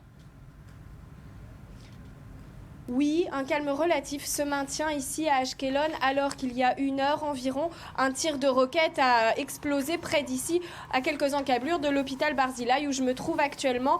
Malgré tout, les habitants de la ville restent mobilisés. Ils restent sur leur garde, même si c'est un premier tir, le premier depuis plusieurs heures, un début de calme donc relatif dans le sud d'Israël. Malgré tout, comme je vous le disais, la population reste chez elle majoritairement. Les magasins sont pour la plupart presque fermés, majoritairement fermés. Et bien sûr, les gens se tiennent près des abris. À l'hôpital derrière moi, les médecins, le personnel soignant restent à proximité de l'hôpital qui dispose des infrastructures nécessaires en cas de tir de roquette. Et les 36 soldats qui sont soignés ici sont bien évidemment en train d'être soignés. Selon le porte-parole de l'armée israélienne, ils sont en phase de guérison. Ils ne sont plus en danger. Personne n'est en phase critique, contrairement à d'autres soldats qui se trouvent dans les hôpitaux de Tel HaShomer, près de Tel Aviv, ou à l'hôpital Soroka de Beersheva, où l'état des soldats est pour la plupart plus grave qu'ici à Ashkelon, à une dizaine de kilomètres de Gaza. Merci beaucoup Leslie. On rappelle le bilan, plus de 100 blessés dans les rangs de Tsahal et 43 morts tombés donc au combat depuis le début de cette offensive. Voilà, direction la France. À présent, on parle depuis 3 semaines et une nouvelle fois d'exportation du conflit israélo-palestinien. Mais Betsabé, vous nous rapportez un sondage surprenant. Il a été publié par l'Express ce week-end et contrairement aux apparences, les Français seraient indifférent au conflit israélo-palestinien, j'ai du mal à le croire. Disons plus exactement qu'une majorité des Français, en tout cas, ne voudraient pas prendre parti, même si le conflit, dit l'Express, met en émoi des franges de la société française. Alors en fait, la France serait de plus en plus neutre. Qu'est-ce qui s'est passé en 1948, lors de la création de l'État d'Israël? Les Français auraient été emportés par l'enthousiasme. En 1967, au lendemain de la guerre des 6 jours, 68% des Français ressentaient encore de la sympathie pour Israël, contre seulement 6% envers les États arabes, selon l'IFOP pour le Figaro. Et puis un tournant conduit par De Gaulle qui s'est désolidarisé d'Israël la même année. Et c'est à ce moment-là que la sympathie pour Israël se serait réduite pour finalement frôler donc la neutralité. Alors, difficile à le croire au vu des manifestations qui se sont succédées depuis 3 semaines, des violences également à l'égard des communautés juives en France, des médias qui en parlent beaucoup, des réseaux sociaux en effervescence. Enfin voilà, vous voyez de quoi je parle. Difficile à croire. Alors samedi encore, d'autant plus que 2 à 5 000 manifestants s'étaient réunis à Paris, place de la République. Rassemblement donc pro-palestinien, soutien à Gaza, une fois de plus. Drapeau israélien brûlé, débordement, Israël assassin, scandait-on dans la rue. Des journalistes attaqués par les manifestants. Je vous laisse regarder ces images. En fait, même si la passion l'emporte sur la compassion habituelle envers les populations victimes de conflits, comme en Irak ou en Syrie, eh bien, les réseaux sociaux induraient en erreur. Les Français ne seraient en faveur d'aucun des 2 camps. Ça concerne 71% des Français donc, qui seraient neutres. Selon l'IFOP, ils ont quand même plus de sympathie pour les Palestiniens, 17% contre 12%. Même son de cloche chez les jeunes, qu'on pourrait croire beaucoup plus investis. Eh bien non, bien que la balance penche un peu plus côté palestinien pour les jeunes. Alors s'il y en a qui se détachent, ce sont en fait les personnes les plus âgées, les plus de 65 ans, qui elles ont plus d'opinion, elles penchent légèrement envers Israël. L'explication, en fait, les Français se mettraient à distance des thématiques internationales. On remarquera pour finir que les mêmes observations avaient été faites à l'égard de la présidence française, à l'égard de François Hollande. On lui a reproché sa neutralité. François Hollande qui a quand même déclaré qu'Israël avait le droit de prendre toutes les mesures pour protéger sa population face aux menaces. Donc neutre. Oui. Pas tant que ça. Enfin, ça, c'était au début du conflit. Bon, il a dit plusieurs choses. Depuis, on va justement, Betsabé, poser la question à une spécialiste, Myriam Benrad. Merci d'être avec nous depuis Paris. Vous êtes politologue, spécialiste du monde arabe, chercheuse aux séries. Alors, on l'a dit, les sondages parlent de neutralité des Français. Alors, comment vous expliquez ces manifestations parfois extrêmement violentes ? Moi, je ne pense pas qu'il y ait de neutralité. Il n'y a jamais eu de neutralité en France sur ce conflit, et ce depuis la création de l'État d'Israël en 1948. C'est une question qui a passionné les Français. Alors, il y a effectivement des changements dans l'opinion publique. Une opinion publique qui, par exemple, dans les années 90-2000, était plutôt pro-palestinienne du fait de l'échec des accords d'Oslo et de la seconde intifada. Aujourd'hui, c'est vrai qu'on a beaucoup moins de passion, mais on a un phénomène qui est à l'œuvre en France, qui est celui de la communautarisation, tant au niveau juif qu'au niveau musulman. Et ce qu'on voit aujourd'hui, les débordements, c'est le résultat, à mon avis, de cette communautarisation.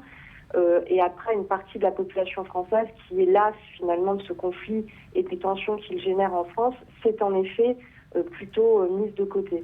Mais il y a un phénomène communautaire qui s'exprime à travers ces débordements et ces manifestations. Alors, cette implication dans le conflit, cette exportation du conflit israélo-palestinien ne concerne aujourd'hui que les communautés juives et musulmanes mises dos à dos, c'est ce que vous nous dites ?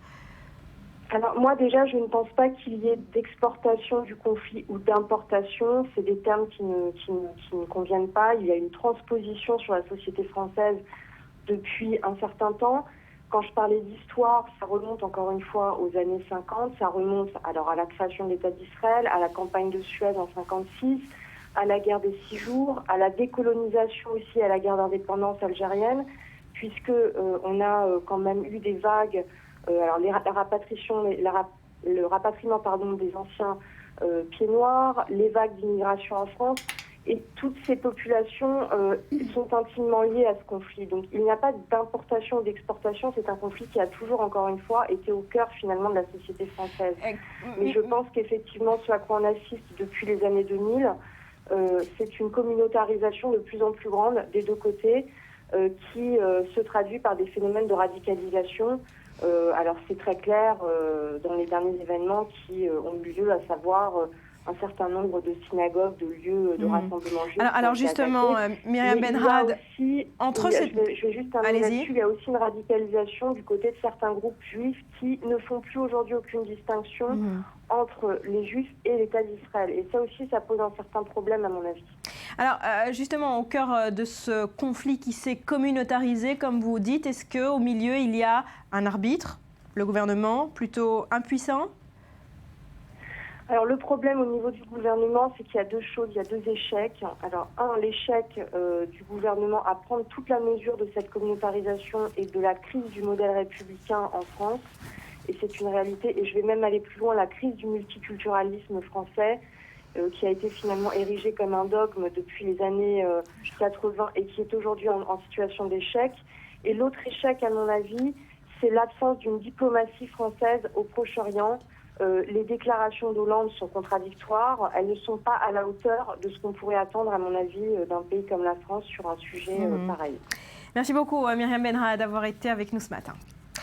Voilà, et la guerre se poursuit donc sur tous les fronts, on l'a vu, que ce soit ici ou à l'étranger, sur le champ de bataille, sur la scène diplomatique, mais également cette guerre psychologique sur Internet dont on parle tous les jours avec vous, Rudy Saada. Et on démarre ce matin cette revue du web avec le vif débat sur Internet qui a démarré immédiatement après cet appel de Barack Obama à Benjamin Netanyahou pour un cessez-le-feu immédiat et sans condition. Oui, c'est une déclaration qui a fait l'objet de beaucoup de réactions, beaucoup de critiques, mais ceux des deux côtés, de part et d'autre. Alors côté pro-israélien, le tweetos Daniel Zahavi dit qu'Israël a exactement fait cela hier en parlant d'un cessez-le-feu et tout le monde a pu voir à quel point cela a été utile. Pour Raoul Wallenberg, Obama, perdant toutes les guerres qu'il a menées contre les guérillas islamistes, n'accepte pas qu'Israël écrase le Hamas. Et beaucoup reprennent cette déclaration de Danny Danon, ex-ministre délégué à la Défense, qui a été limogé le 15 juillet dernier par Benjamin Netanyahou. Danon demande un cessez-le-feu pour mettre fin aux attaques d'Obama. Donc ça, c'est côté israélien. Alors cette injonction de cessez-le-feu s'est accompagnée aussi d'une promesse de démilitariser la bande de Gaza. Oui, alors et pour le compte en français de la révolution syrienne, ce désarmement des groupes terroristes signifierait tout simplement anéantir toute résistance à Israël. Ahmed Zekaz, lui, s'étonne de cette polémique. Pour lui, les gens qui critiquent cet appel au cessez-le-feu se réjouissent finalement que la tuerie continue. Et puis pour Bapi, Obama se réveille trop trop tard. Il nous dit finalement il se réveille après des milliers et des milliers de morts. Voilà, et on va parler sans transition, comme on dit, des people qui s'impliquent dans ce conflit à leur propre risque. Oui, c'est un sujet brûlant sur Internet qui divise et déchaîne les passions et les artistes n'échappent pas au débat houleux. La dernière polémique en date concerne la comédienne israélienne Gal Gadot, étoile montante d'Hollywood. Vendredi dernier, elle a tweeté cette image de prière en allumant les bougies du Shabbat avec ce message Facebook: amour et prière pour les citoyens israéliens, surtout pour les garçons et les filles qui risquent leur vie pour défendre le pays contre les actions terribles menées par les membres lâches du Hamas qui se cachent derrière femmes et enfants. Nous vaincrons, Shabbat Shalom. Il n'en fallait pas plus pour déchaîner les passions des internautes. Regardez cette image, ce n'est qu'une toute petite partie des réactions qui ont été générées sur son compte Twitter entre soutien et insultes. Ce n'est pas la première people qui s'exprime sur ce sujet plus que brûlant. Rihanna s'était risquée il y a une semaine avec un hashtag en tweetant le hashtag Free Palestine que l'on voit, qui a lui-même généré un flot de réactions immédiates. Sa communication a répondu que la star avait cliqué sans faire exprès sur un article qui parlait de ce conflit. Enfin, elle a retiré le tag. Elle a retiré. Bon, ça ressemble vraiment à un rattrapage. Pour se rattraper, justement, elle avait tweeté une photo d'apaisement, célèbre photo d'un enfant israélien et un enfant palestinien se prenant par les bras. Et puis on peut finir ce tour d'horizon des people en citant Madonna, qui elle ne se prive jamais de s'exprimer sur le sujet pour dénoncer la guerre et appeler à la paix. Alors cette semaine, la semaine dernière, elle a clairement dit qu'elle ne soutenait pas le Hamas, regardez, et qu'elle supportait la dignité humaine, le partage de la paix. Et puis pour mieux faire passer le message, elle nous a gratifié sur Instagram de cette photo. Nous cherchons toujours le rapport. Est-ce que finalement ces prises de position des stars, ça leur fait gagner en popularité? Au contraire, c'est très risqué. C'est absolument risqué. Il faut éviter, puisque quoi qu'il arrive, c'est un sujet clivant. Donc il y a une partie ou l'autre de l'opinion qui va complètement se détourner. Donc il faut, pour les people, éviter de parler de ce sujet. Mais bon, Gal Gadot étant israélienne, elle a, c'est plus l'israélienne que la comédienne là qui a parlé. Ouais. Allez, on termine, Rudy, par une nouveauté pâtissière, me dites-vous, qui vient du Hamas. Oui, alors donc les musulmans de Gaza célèbrent malgré des conditions dramatiques l'Aïd el-Fitr aujourd'hui, et une série d'images circule sur Internet depuis hier, celle de gâteaux célébrant les tirs de missiles sur Israël, donc vous le voyez, et il semble que la mode des cupcakes, ces gâteaux américains très sucrés et décorés, gagne aussi les membres du Hamas, car voici, on va les voir, j'espère, les cupcakes décorés, voilà, de grenades et de petits missiles, c'est charmant. Donc voilà, ça a été livré hier, et cela n'est pas sans rappeler un autre produit dérivé. À Gaza ? Oui, c'est à Gaza, et on sait pas, c'est pas sans parler d'un autre produit dérivé. C'était il y a 2 ans, on avait sorti le parfum M75, dont un internaute nous gratifiait de la pub dans un hôtel de Gaza il y a quelques mois, et donc je vous laisse apprécier le slogan qui est sur cette affiche pour ceux qui aiment la victoire. D'accord, voilà qui est dit. En tout cas, on souhaite une joyeuse Aïd el-Fitr à tous les musulmans qui la célèbrent ce soir. Merci beaucoup. Rudy, Johan, je me tourne vers vous à présent. On va reparler de ces fameux tunnels, objectif numéro 1 de l'opération de Tzahal à Gaza. Alors, on va faire le topo en chiffres avec vous. Combien ça a coûté, combien ils sont, etc. Allez-y. Exactement. Alors, des premiers chiffres nous sont parvenus par l'armée, le service de communication de l'armée défense d'Israël. Et un tunnel, la construction d'un tunnel, coûte 2,2 millions d'euros. 2,2 millions d'euros pour un tunnel. Il faut savoir que l'armée en a pour l'instant détruit 31. Alors regardez cette infographie établie par l'armée israélienne. Donc un tunnel, 2,2 millions d'euros, équivalent à 350 camions de matériaux de construction. Et avec ces 350 camions de matériaux de construction, eh bien, à la place d'un tunnel, il aurait été possible de construire 86 maisons, 7 mosquées, 6 écoles et 19 cliniques médicales. Voilà, donc ça c'est l'équivalent en construction pour un tunnel, en sachant que l'armée d'Israël en a déjà découvert 31.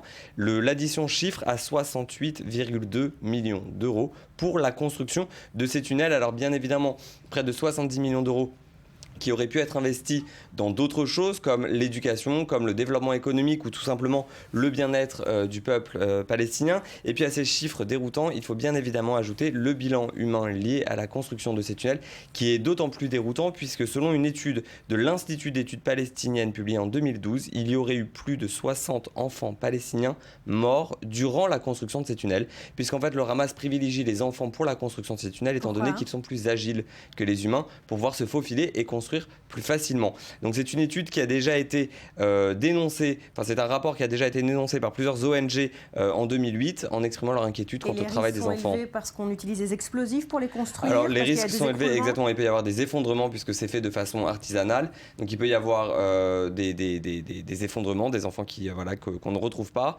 pendant la construction de ces tunnels. Alors on rappelle quand même que ces tunnels, c'est un problème de longue date, c'est un problème que l'Égypte aussi traite depuis longtemps. Exactement. Alors il faut savoir qu'il y a 3 types de tunnels. Il y a les tunnels qui relient Gaza à l'Égypte, les tunnels qui relient qui restent à l'intérieur de Gaza, c'est-à-dire que la destination et le point de départ restent à Gaza. Donc on a une véritable ville souterraine sous la bande de Gaza, et les tunnels entre la bande de Gaza et Israël qui servent de passage pour les terroristes. Voilà, les tunnels entre Gaza et l'Égypte dont vous parliez servent en fait de passage de contrebande pour détourner le blocus israélien. Et l'Égypte les combat effectivement, puisqu'en mars dernier, il nous annonçait la destruction de 1370 tunnels de contrebande, donc entre son territoire et la bande de Gaza. Et hier, 15 encore détruits. Et hier, 15 par encore. Par décision du président Al-Sisi. Alors, est-ce qu'on sait en chiffres combien coûte la construction d'un tunnel? Alors, je vous l'ai dit, 2,2 millions de dollars. Et bien évidemment, quand on entend 2,2 millions d'euros, la construction d'un tunnel, et quand on entend ce chiffre, on ne peut pas s'empêcher de le rapprocher avec le montant des aides financières versées par la communauté internationale à Gaza ces dernières années. Alors, pour information, l'Union européenne a versé en 2013, pour la seule année 2013, 575 millions de dollars de subventions à Gaza. Donc presque un dixième, plus d'un dixième, si je me base sur ces chiffres, plus d'un dixième de ce montant a servi à la construction des tunnels si on fait des calculs rapides. Et entre 2010 et 2012, si on prend les subventions internationales et pas seulement européennes, on a des chiffres qui oscillent entre 2,1 et 2,5 milliards de dollars de subventions à l'autorité palestinienne. Et au-delà de ces aides, c'est surtout la question du contrôle du versement de ces aides qui est intéressante, puisqu'en fait, la question n'est pas tant de savoir est-ce qu'on doit continuer, est-ce que la communauté internationale doit continuer à verser des aides, mais plutôt comment s'assurer que ces aides, cet argent est utilisé à bon escient. Je pense notamment à la question des fonctionnaires palestiniens qui sont payés notamment grâce à ces aides et qui pour la plupart ne travaillent pas ou ne travaient plus depuis déjà un certain nombre d'années. Ils ne sont plus payés depuis plusieurs années. Ils continuent à être payés, mais ils ne travaillent plus. En tout cas, ils réclament dans un accord de cessez-le-feu, les Palestiniens réclament de régler cette ardoise, cette dette énorme pour régler ce problème des fonctionnaires. Un chiffre aussi peut-être 5 milliards de dollars.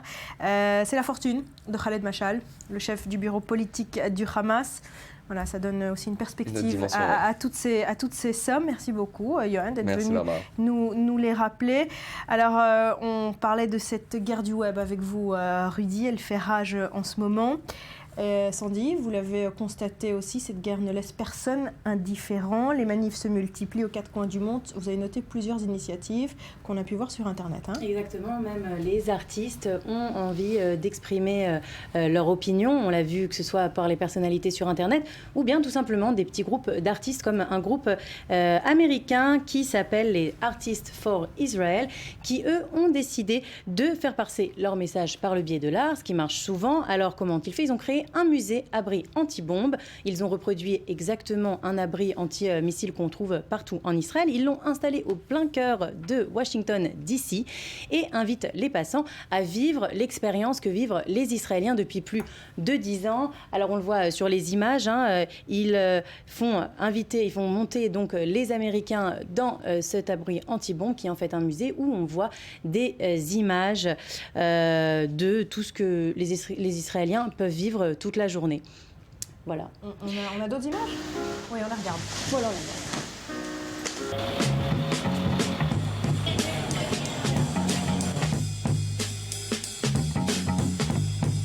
From the time the alarm sounds, you have 15 seconds, 15, to get inside the bomb shelter.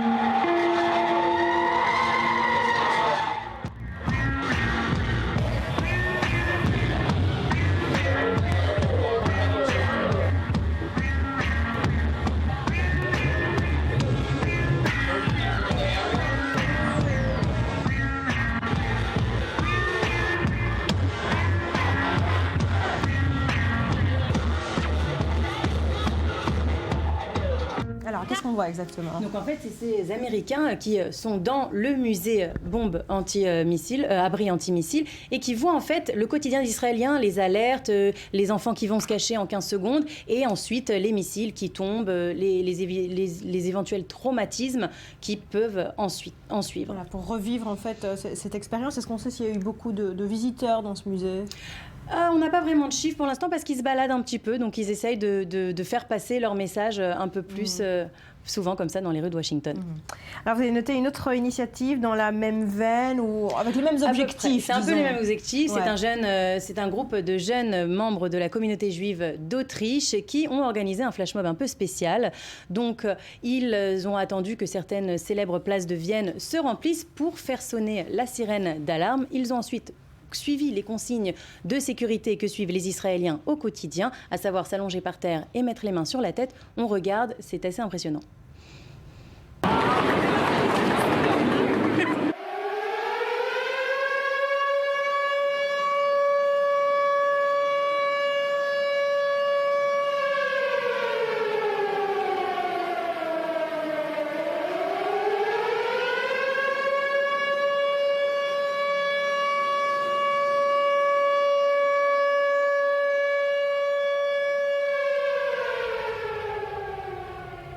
Alors ces jeunes avaient également déployé une immense banderole qui affirmait « En Israël, vous n'avez que 15 secondes pour sauver votre vie ». Le but était évidemment de sensibiliser la population autrichienne à ce que vivent les Israéliens. Que ceux qui participaient à ce flash mob se sont mis par terre, évidemment. Et les autres, mais les autres, ils regardaient, ils ne comprenaient pas. Ils n'ont pas été paniqués par l'alerte? Ils n'ont pas trop compris. Moi, je ne sais pas si vous avez remarqué, il y avait quand même un touriste japonais qui était assis à quatre pattes, comme ça, qui ne comprenait pas trop, mais il faisait comme les autres, puisqu'évidemment, il ne comprenait pas. Et les Autrichiens sur place, eux, n'avaient aucune idée de ce qui se passait. Et comme ils n'étaient pas habitués non plus, ils sont restés à regarder tout simplement comme Rudy, c'est une vidéo qui a été beaucoup vue sur Internet? Oui, il y a énormément de vidéos partagées, et vraiment de part et d'autre. Et maintenant, on passe à l'ère des vidéos qui sont fabriquées. C'est-à-dire qu'on a eu, dans un premier temps, des vidéos de part et d'autre qui montraient la réalité des choses. Et puis, il y a de plus en plus de flash mobs, de vidéos virales qui sont faites justement pour devenir virales. On rentre en fait dans une 3e semaine de conflit. Et en 3 semaines de conflit, on a le temps de voir des vidéos se fabriquer un peu partout et avec le but de faire passer un message. Le but, c'est d'obtenir le plus de vues possible et de faire passer un message en mettant en scène en fait une situation, c'est ça que vous nous dites? Oui, c'est ça. C'est ça qu'il y a la vidéo d'actualité pour montrer les choses, et puis il y a la vidéo fabriquée pour créer un buzz. Et donc là, on est dans cette 2e phase de vidéo. Encore un mot sur cette vidéo de Vienne ou on passe à une initiative palestinienne? Exactement, des initiatives palestiniennes. Les artistes palestiniens aussi se mobilisent, notamment à commencer par cette exposition à Beyrouth. C'est une exposition qui réunit 18 artistes palestiniens. Ils ont ensemble exposé leurs travaux qui ont évidemment tous un lien commun, l'identité palestinienne. Alors il y a des peintures, des sculptures, des vidéos, des installations. 62 œuvres d'art sont exposées au Bec de Beyrouth. C'est le Beyrouth Exhibition Center au Liban. Alors on y retrouve notamment des symboles tels que la clé emblématique de la droite du retour, le kéfier, ce foulard en noir et blanc qui symbolise la résistance palestinienne, ou encore l'orange comme l'orange de Jaffa. Parmi les artistes participants, on trouve notamment Laila Shawa, Nasser Soumi, Maritouma et Mohamed Al-Awajri, des artistes réunis par le curateur Marc Hachem. L'exposition s'appelle Bridge to Palestine et elle a lieu jusqu'au 3 août, donc à Beyrouth. Sinon, il y a un dernier artiste dont j'aimerais vous parler. Il s'appelle Belal Khaled. Il fait beaucoup parler de lui en ce moment. C'est un photographe palestinien qui s'est inspiré de son enfance pour son dernier projet. Il redessine les nuages de fumée des bombardements sur Gaza et les transforme en visages ou en points. C'est une idée qu'il a puisée de son enfance. Il passait de longues heures à regarder les nuages et imaginer les formes que ça pouvait donner. On l'a un peu tous fait dans notre enfance. Et là, je trouve que c'est quand même on voit un résultat assez impressionnant. Ouais. Voilà pour ces initiatives. Merci beaucoup, Sandy. Alors, on l'a dit, ce soir, des millions de musulmans vont fêter la fin du Ramadan. C'est l'Aïd el-Fitr. C'est d'ailleurs pour ça que les efforts de cessez-le-feu humanitaire s'accélèrent. Petit tour du monde des communautés musulmanes qui s'apprêtent à la fêter. Aux 4 coins du monde, la communauté musulmane s'apprête à célébrer l'Aïd el-Fitr.